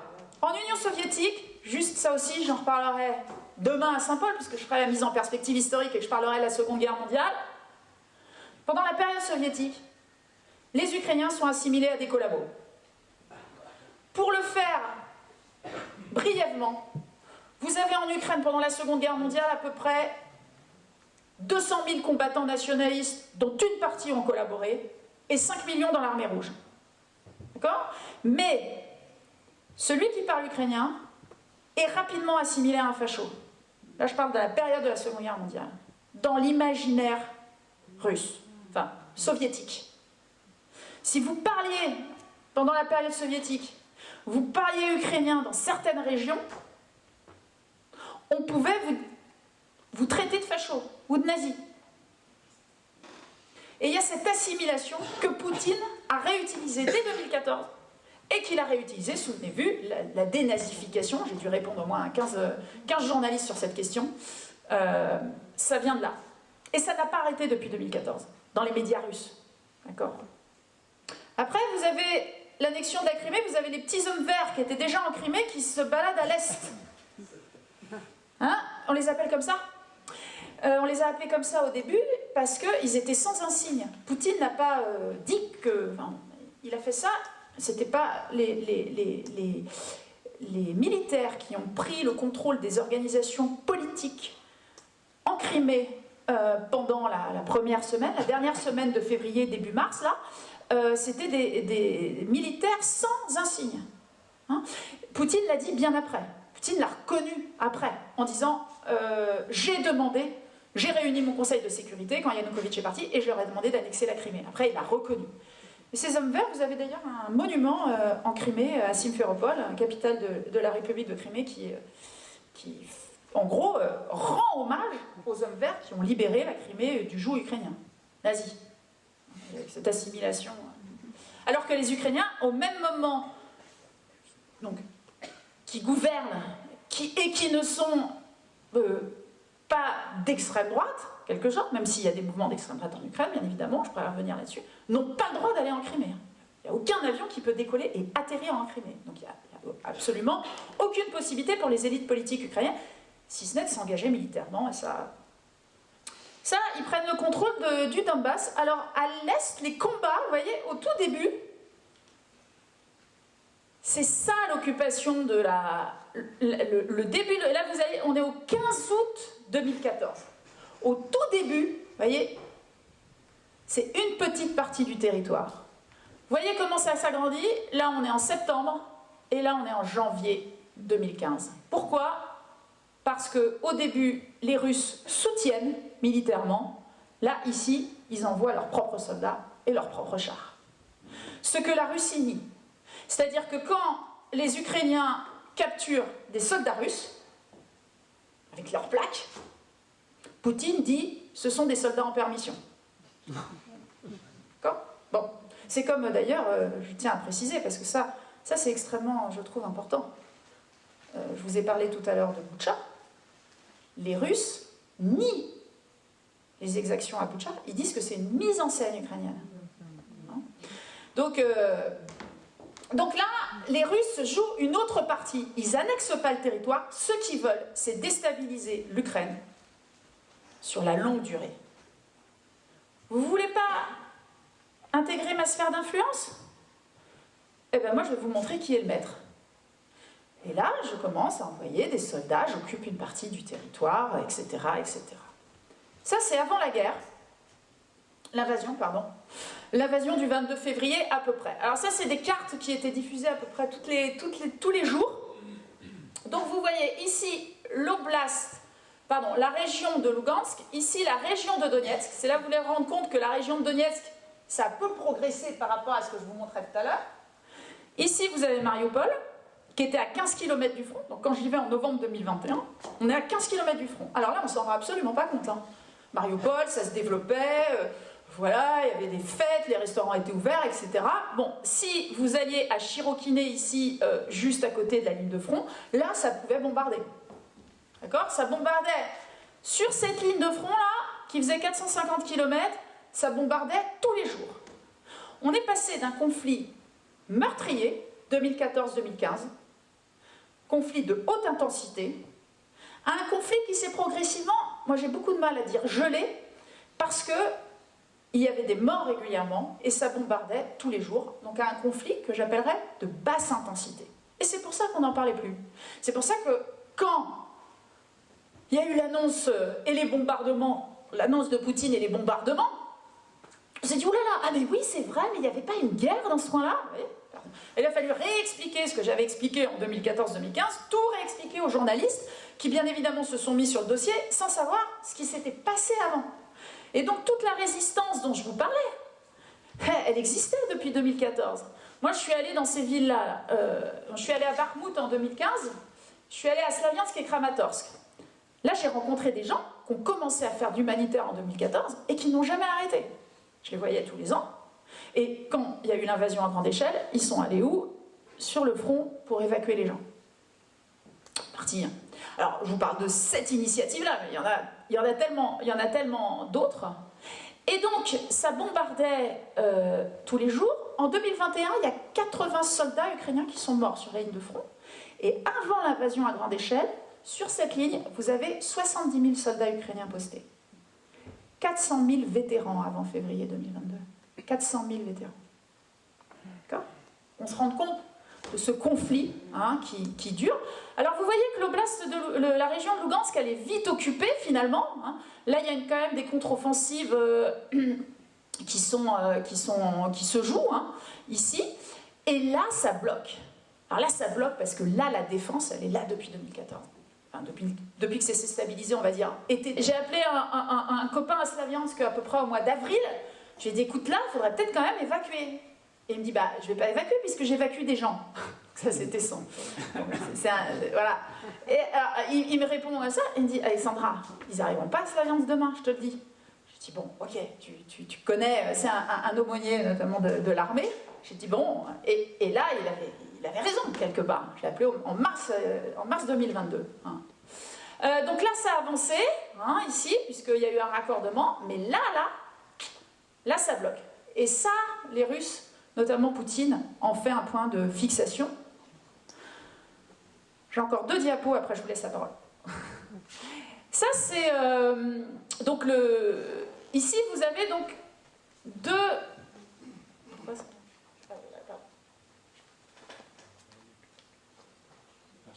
Je sais pas, oui, il y a peut-être pipi. Vous voyez, j'aime bien passer de la carte en gros plan de cette carte-là. Parce que cette carte-là, vous voyez le front qui est tout petit. Hein, pardon. Hop, le front qui est là, enfin la ligne de... Et vous voyez qu'en fait, c'est un tout petit bout de territoire qui est séparatiste. Alors séparatiste, c'est parce qu'il y a des républiques populaires, mais séparatiste soutenues par les Russes. Aide financière, aide militaire, et les Russes ont commencé en 2019 à distribuer des passeports russes aux gens de cette région. Alors là aussi, hein, beaucoup étaient partis, et en Russie, et en Ukraine. Hein. Il y a eu des exils de ces régions, quand il y a eu les combats les plus importants, de gens qui sont partis en Russie, hein, et d'autres qui sont partis en Ukraine. Vous voyez, le bilan de ce qu'on appelle la guerre donc dans le Donbass, c'est à peu près 2 millions de réfugiés, une estimation, mais qui est très approximative, 14 000 morts et 33 000 blessés. Ça, c'est avant février 2022. Alors, je vous ai mis une photo, parce que là aussi, symboliquement, c'est très important en Ukraine. Il faut savoir que pendant toute cette guerre dans le Donbass, il y a eu une sorte de militarisation de la société. C'est-à-dire que, hein, je vous ai parlé des funérailles de soldats, etc. Bah, il y en avait, hein, je vous ai parlé des 80 soldats en 2021. Ça, c'est l'aéroport de Donetsk, qui avait été créé, complètement rénové, etc., pour un championnat d'Europe qui se déroulait à Pologne et en Ukraine. Donetsk, alors s'il y a des footeux dans la salle, hein, Donetsk est connu pour son équipe de foot, le Shartar, qui veut dire donc mineur, hein, le mineur.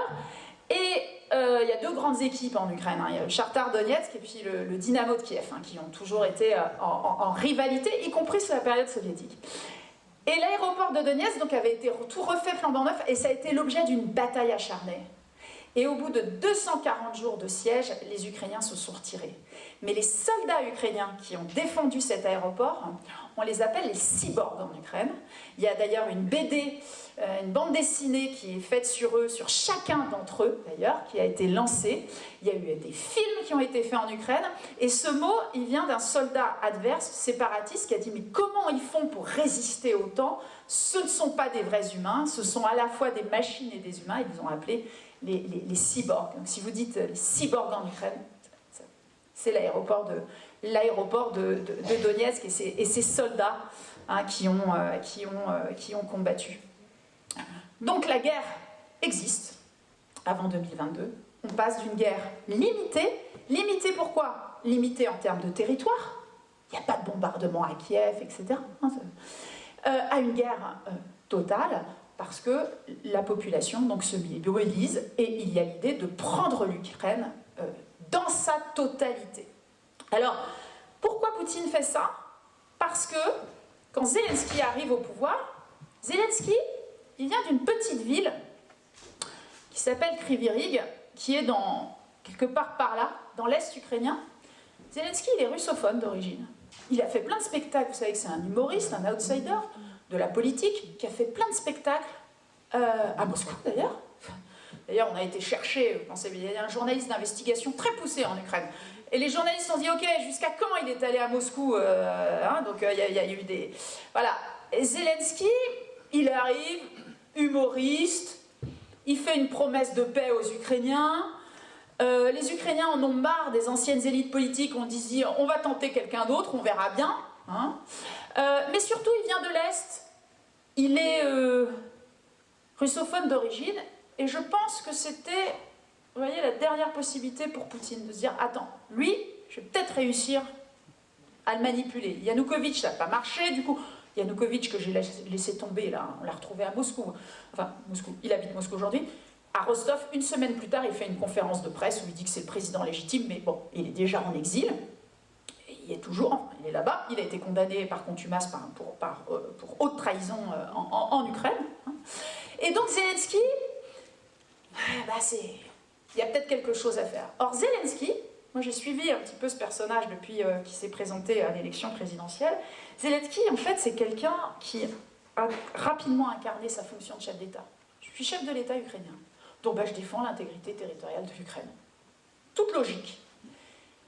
Il a rencontré Poutine au moment d'un sommet en 2019. Je vous ai dit une diapo, j'en rajoute une, parce que je ne voulais pas finir sur l'aéroport de Donetsk.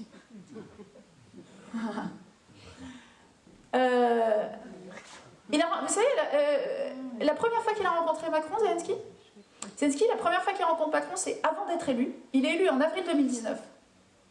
Et il le rencontre avant parce que Macron, comme il y a un conflit en Ukraine, il faut savoir, hein, quand je vous ai parlé de la guerre du Donbass, vous allez voir pourquoi il y a une différence entre ce que les médias pouvaient nous dire en 2018-2019, c'est-à-dire on avait presque oublié ce conflit, et ce qui se passait dans les diplomaties. Moi j'ai rencontré des diplomates, ils m'ont dit très clairement, l'agenda politique est dominé pour l'Europe en général, la grande Europe, hein, on dit qu'il va de Brest à Vladivostok, qui inclut la Russie, pour ces questions-là, 80% est accaparé par le conflit ukrainien. C'est-à-dire que les diplomates travaillent vraiment d'arrache-pied sur cette question, même si ce n'est pas la une des médias. Et donc Macron va rencontrer les deux candidats au second tour, Zelensky et son prédécesseur Poroshenko. Donc il l'a rencontré avant avril 2019, qui se connaissent quand même depuis un certain temps. Et donc on relance un processus de paix, on essaye de relancer le processus plutôt de négociation. Et là Zelensky s'est très vite rendu compte que, bon, avec Poutine, il ne pourrait pas négocier. Il y avait une intransigeance. Poutine voulait absolument garder la main sur cette partie, sur cette partie du Donbass. Je ne parlerai pas de tous les détails de ces accords de Minsk, mais dont on a parlé beaucoup. Et on pourrait revenir dans les questions. Et la seule chose que Zelensky a obtenue après cet échange avec Poutine, c'est des échanges de prisonniers. Des prisonniers qui sont revenus en Ukraine. Premier échange de prisonniers en 2019. Après, il a obtenu un cessez-le-feu pendant 6 mois, où il y a eu, j'allais dire, moins de violations de cessez-le-feu, moins de bombardements. Et puis à partir du printemps 2021, là, les Russes reprennent un peu d'offensive, en fait. Même janvier 2021, il y a du déploiement militaire. D'ailleurs, il y a peut-être une première tentative qui a échoué au printemps 2021. Après, Poutine fait un discours en juillet 2021 pour dire « les Russes et les Ukrainiens ne forment qu'un seul peuple ». Et puis après, jusqu'en février, où il décide de déclarer la guerre. C'est quoi? C'est-à-dire que Poutine comprend que sur l'Ukraine, il n'a plus de levier ni économique, ni politique. Reste l'option militaire. Une obsession. L'Ukraine ne peut pas nous échapper. Et pourquoi? Ben ça, j'en reparlerai aussi demain, parce que franchement, les Ukrainiens, c'est un petit peu... Nous, les Russes, on ne peut pas nous résister. C'est une mentalité impériale qui a perduré. L'Empire, vous m'avez dit, c'est fini depuis longtemps. Ben oui, mais en URSS, la mentalité impériale était toujours là. Les autres peuples sont des petits. Les grands Russes dominent. Voilà. Je vais m'arrêter là.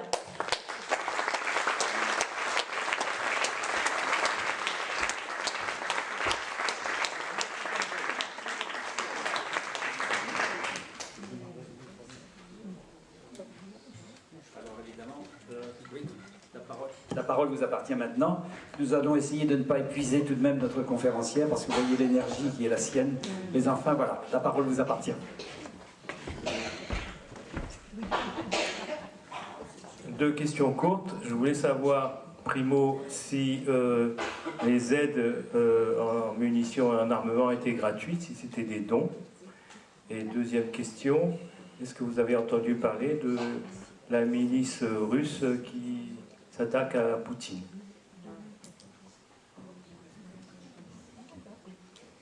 Alors,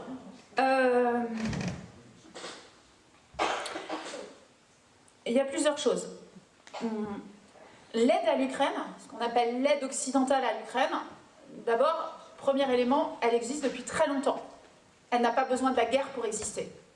C'est important, pourquoi? Parce que il y a une aide financière à l'Ukraine qui existe, j'allais dire, depuis les années 90 et qui a notamment été, l'Ukraine, vous savez, a été quand même pas mal touchée, un peu comme la Hongrie en Europe et puis d'autres pays dans le monde, par la crise financière de 2008, par exemple. Et là, il y a déjà eu des aides macro-financières. Pourquoi je dis ça? Parce que ces aides, elles persistent. Après 2014, il y a eu des aides macro-financières et il y en a toujours. Notamment parce que, pour maintenir, on va dire, l'État ukrainien. Alors ces aides, elles viennent d'où? De l'Union européenne, du FMI, de la Banque mondiale, par exemple. Elles peuvent venir aussi d'États. Les États-Unis, la France, on peut aider financièrement. Et souvent, c'est sous forme de prêts. Ces aides-là. Hein. Alors bien évidemment, les aides, mais ça existe pour plein de pays, hein, ces aides financières, elles dépendent, alors on va faire des prêts à la fois avec des remboursements très étalés et des taux qui ne vont pas faire couler le pays, quoi, vous voyez. Hein. Mais ce sont quand même des prêts, donc souvent ils sont conditionnés.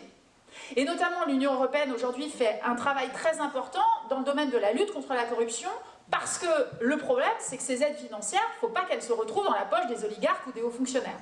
Donc, il y a tout un travail de conditionnalité hein, et donc de veille de la manière dont cet argent est géré, enfin, voilà, dont l'Ukraine gère l'argent. Donc ça, c'est une aide qui dure depuis longtemps et qui continue. Et elle est extrêmement importante. Hein, l'Union européenne a débloqué je ne sais plus combien de milliards pour les 5 ans à venir. Donc, voilà. L'aide militaire, l'armée aujourd'hui, hein, mais les aides qui sont faites, quand on vous dit, voilà, il y a livraison de chars, etc., c'est vraiment une aide militaire gratuite à l'Ukraine. Alors sur le groupe, moi, je n'ai pas suivi là, ces derniers jours ce qui s'est passé à Belgorod. Donc ces fameuses interventions russes, je ne sais pas, c'est de ça dont vous vouliez parler? Ouais.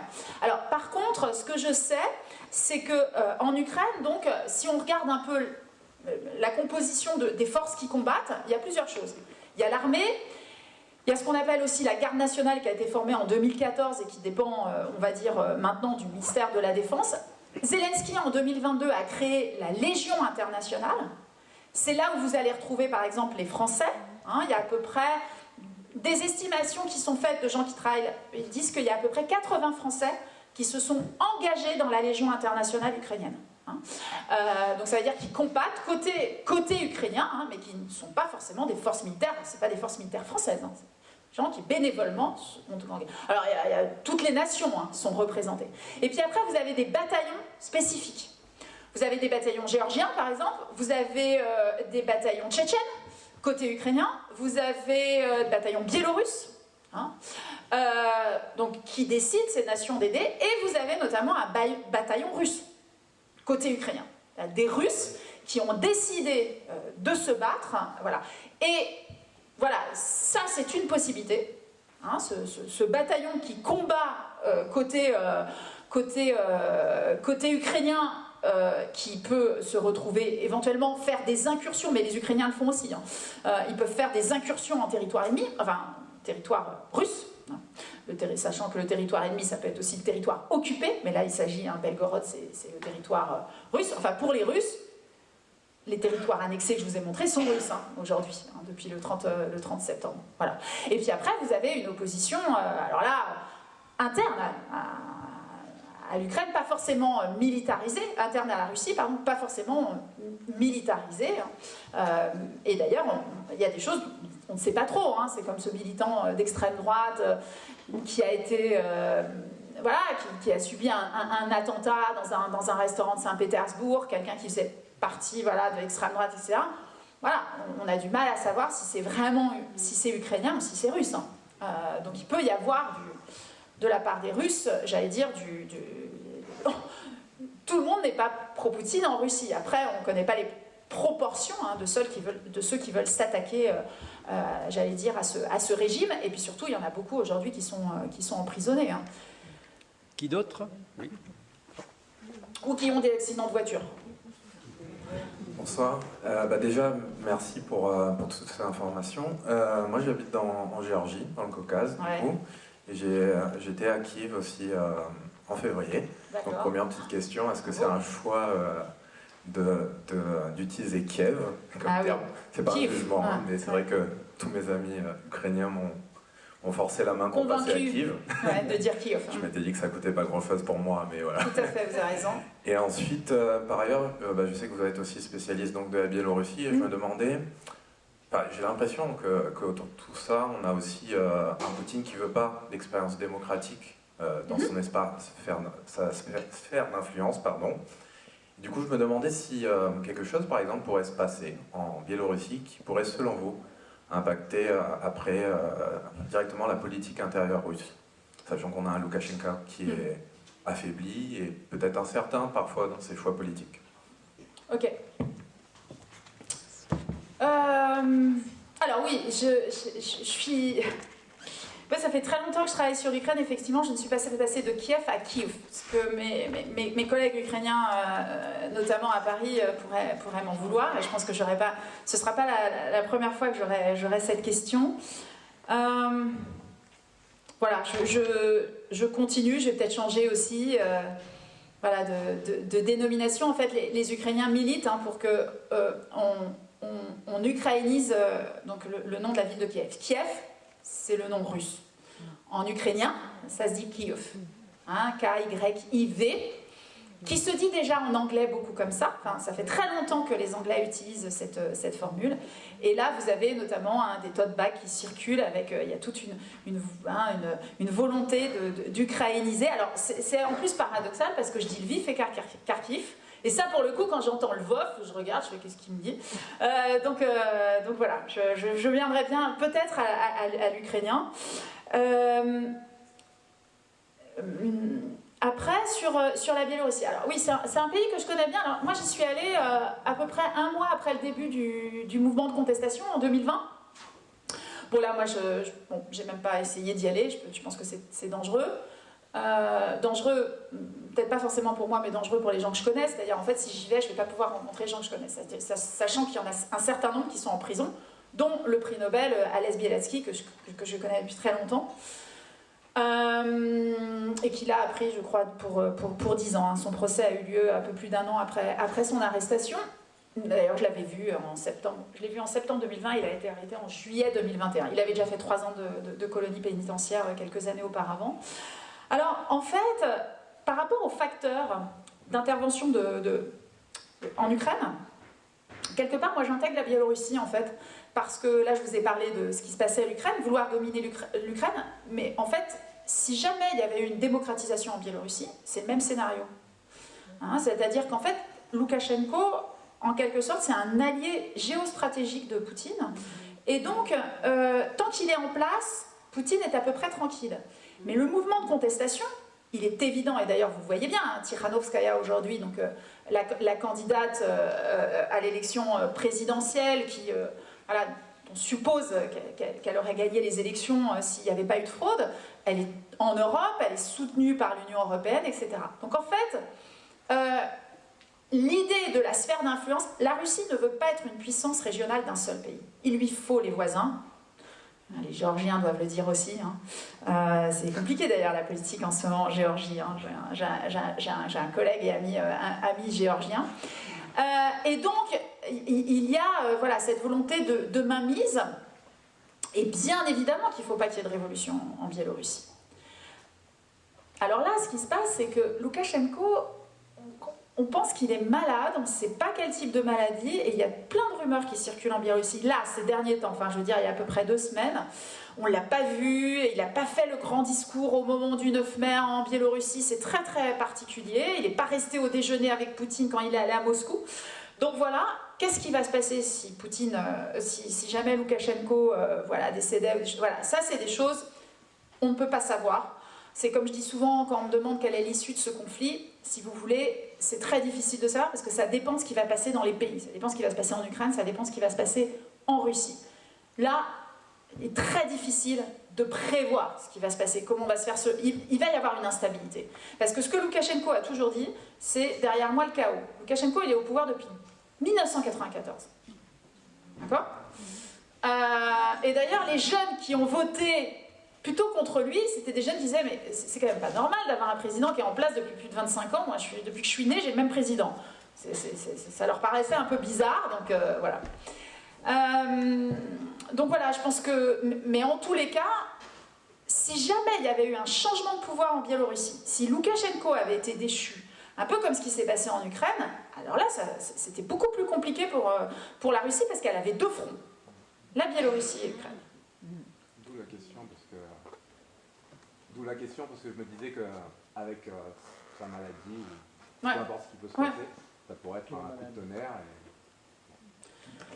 Selon les Biélorusses, la Biélorussie est déjà en train d'être annexée. Il y a cette question, vous savez, des armes nucléaires tactiques. Loukachenko a donné son accord. Voilà. En tous les cas, Loukachenko n'a pas de porte de sortie. Son allié, c'est Poutine. De toute façon, alors là, j'ai travaillé depuis longtemps. Je me souviens très bien des diplomates dans les années 90. Oui, ils ont tout essayé. Les diplomates européens ont tout essayé avec ce pouvoir.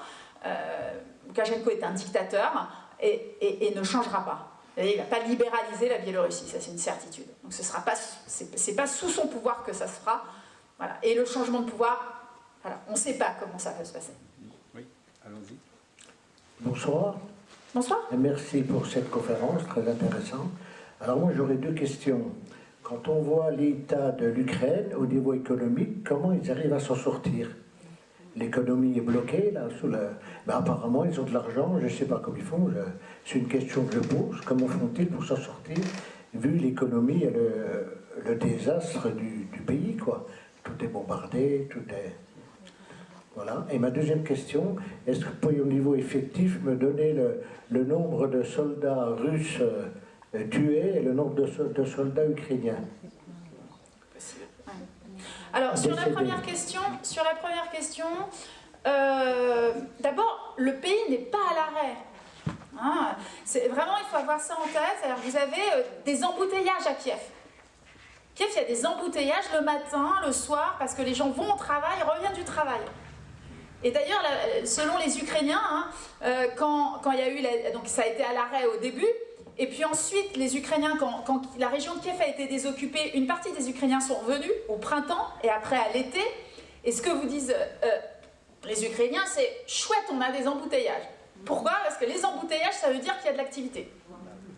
Les écoles ont réouvert en septembre. Hein. Alors, en fait, qu'est-ce qui se passe? C'est-à-dire qu'aujourd'hui, vous avez quand même un pays qui n'est pas... Voilà, il y a tout l'Est, enfin tout l'Est, une partie de l'Est, mais sinon, en fait, l'activité économique continue. Et ça, c'est vraiment aussi une volonté de Zelensky, mais qui est soutenue par sa population. C'est-à-dire que Zelensky a dit, bah non, on va pas s'arrêter. Il faut qu'on continue. Et moi, par exemple, qui travaille sur les musées, vous avez les employés de musées qui sont là, qui travaillent, qui montent des expositions, qui accueillent des visiteurs. Enfin, même ça continue, j'allais dire, de fonctionner, alors qu'on pourrait se dire, bon, franchement, il y a autre chose à faire que des expositions en ce moment. Mais non, justement, c'est la vie continue. On continue à monter des spectacles. Les gens vont à l'opéra.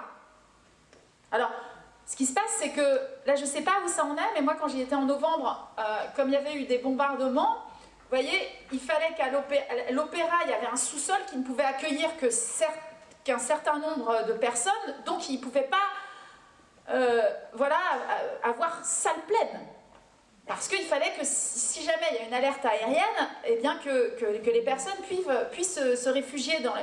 Mais vous voyez, j'ai discuté sur une exposition sur Mariupol, il y a eu un vernissage, au bout de 5 minutes, alerte aérienne, les gens sont allés se réfugier dans le métro qui était juste à côté, il y a un métro juste à côté du musée de la ville de Kiev où il y avait cette exposition de Mariupol, et puis une demi-heure plus tard, plus d'alerte, ils sont revenus au vernissage de l'exposition.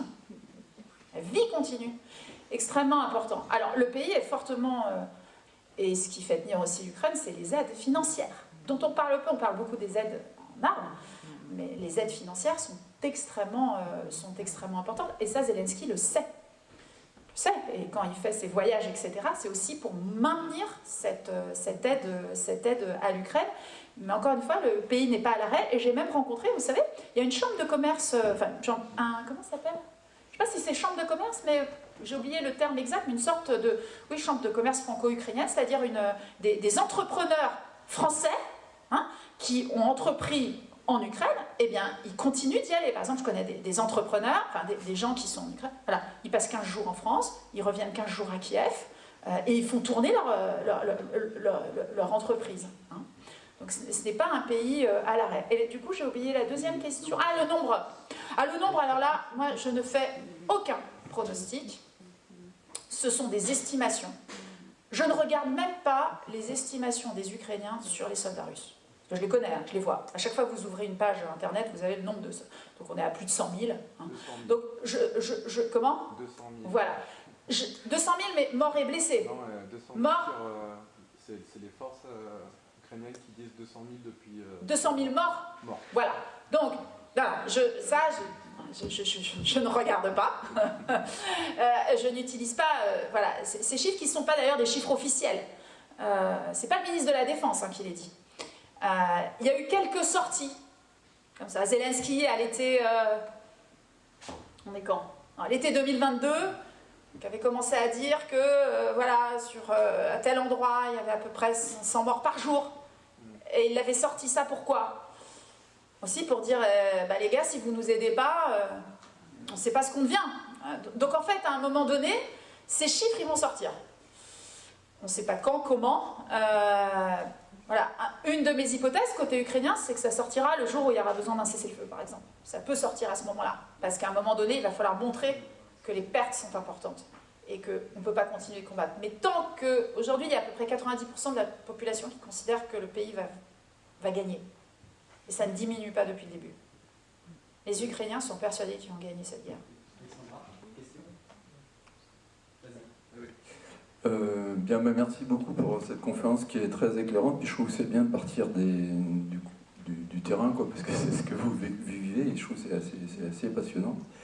Moi, j'avais une question côté diplomatie. Je voulais savoir si entre cette guerre limitée à cette guerre totale d'aujourd'hui, qu'est-ce qui s'est passé en termes de diplomatie pour en arriver là?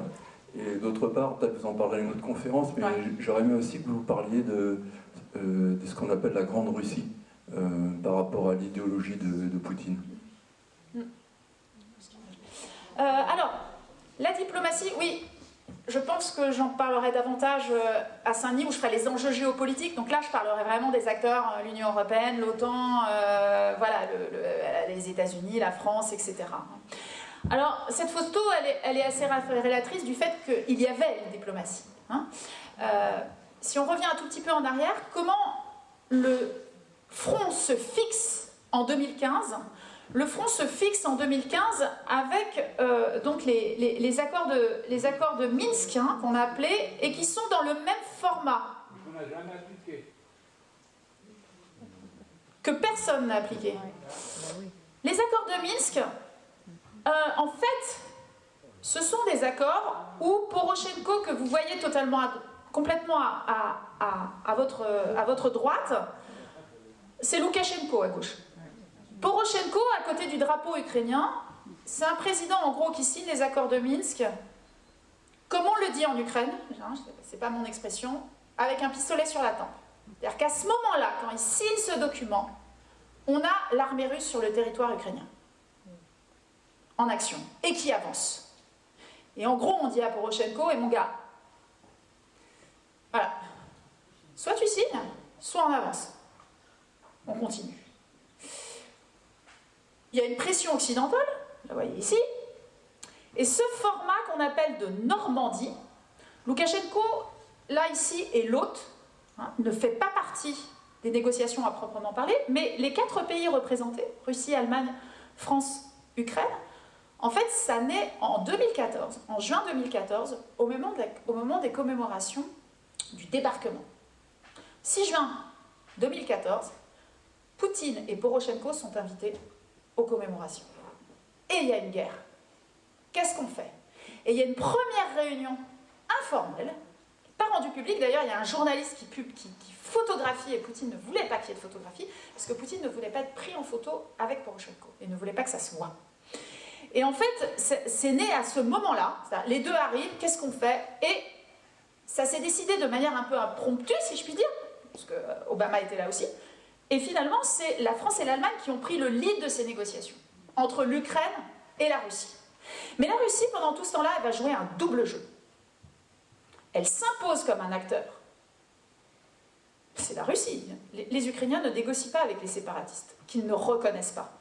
puisqu'ils disent qu'en fait ces séparatistes sont contrôlés par Moscou. Et ils ne veulent pas les légitimer. D'accord? Les séparatistes qui sont à Donetsk et Lugansk. Et donc Poutine s'impose. Et puis, quand Zelensky dit non, mais moi je veux récupérer d'abord le contrôle de mon territoire avant de faire l'autonomie politique, Poutine il dit ah ben non, mais ça, il faut voir ça avec les séparatistes, il ne faut pas voir ça avec moi. Et donc, il va jouer un double jeu. On n'est pas là-bas, mais en fait, vous ne pouvez pas négocier sans passer par nous, et en même temps, ce n'est pas nous qui décidons. Tout le temps. Pendant toutes ces années. C'est quoi le problème? C'est que Poutine veut qu'il y ait une autonomie politique qui soit consacrée dans la constitution ukrainienne, tout en gardant des forces militaires sur place. Les Ukrainiens, Poroshenko puis après Zelensky, vont dire « Nous, ce qu'on veut, c'est une démilitarisation avant de régler la question politique. » Et donc, c'est un dialogue de sourds.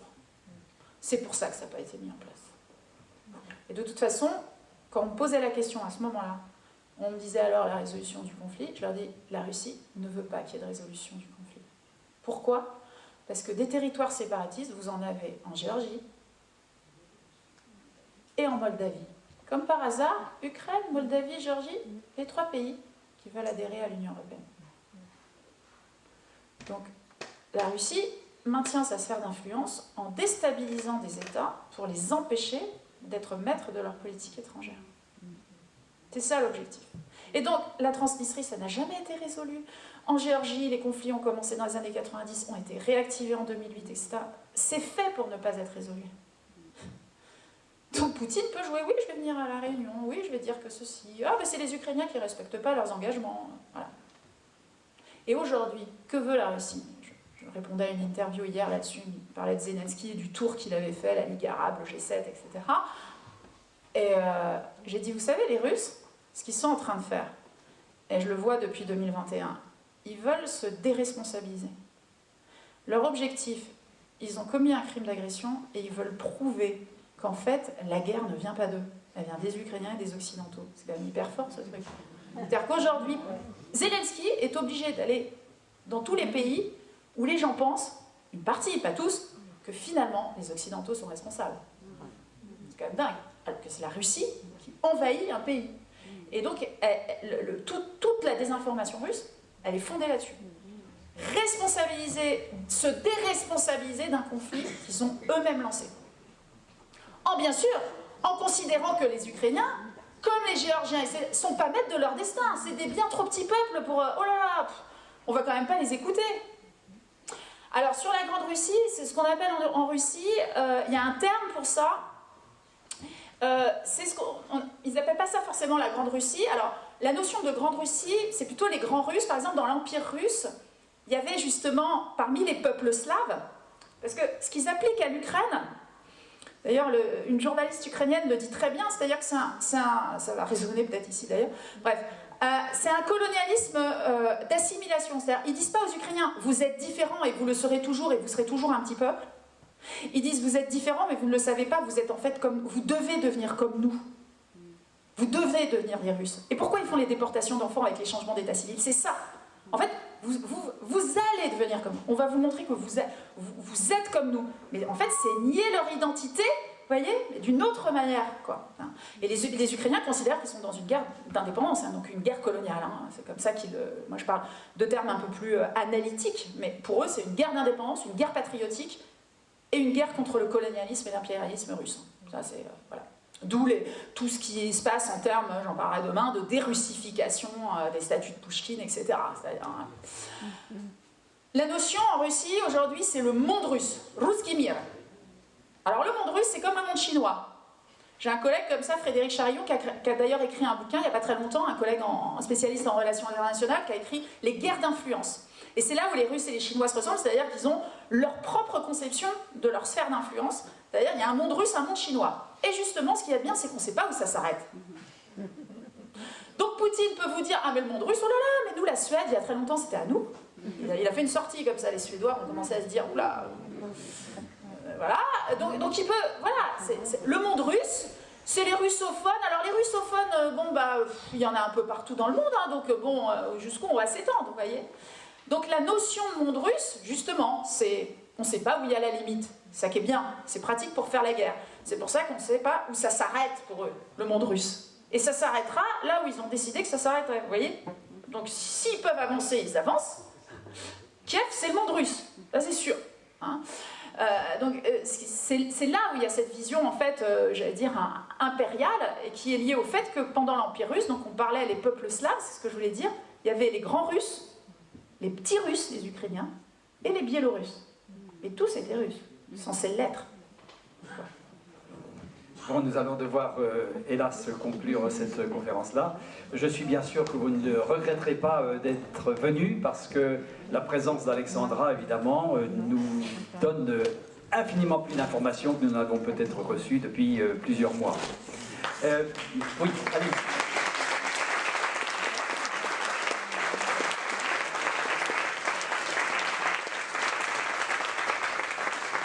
Alors, bien évidemment, c'est la première des conférences. Je ne saurais trop vous conseiller de poursuivre le cycle et d'être présent demain et après-demain surtout, puisqu'il sera question de géopolitique. Et puis si je puis insister, non pas que j'en veuille à votre porte-monnaie et à votre portefeuille, mais quand même, allez, ce serait rendre un très bel hommage à Alexandra que de vous offrir l'ouvrage qu'elle a écrit, qui aussi clarifie un grand nombre de choses. Donc vraiment, je vous attends demain et après-demain, d'une part, et puis surtout, vous allez prendre votre...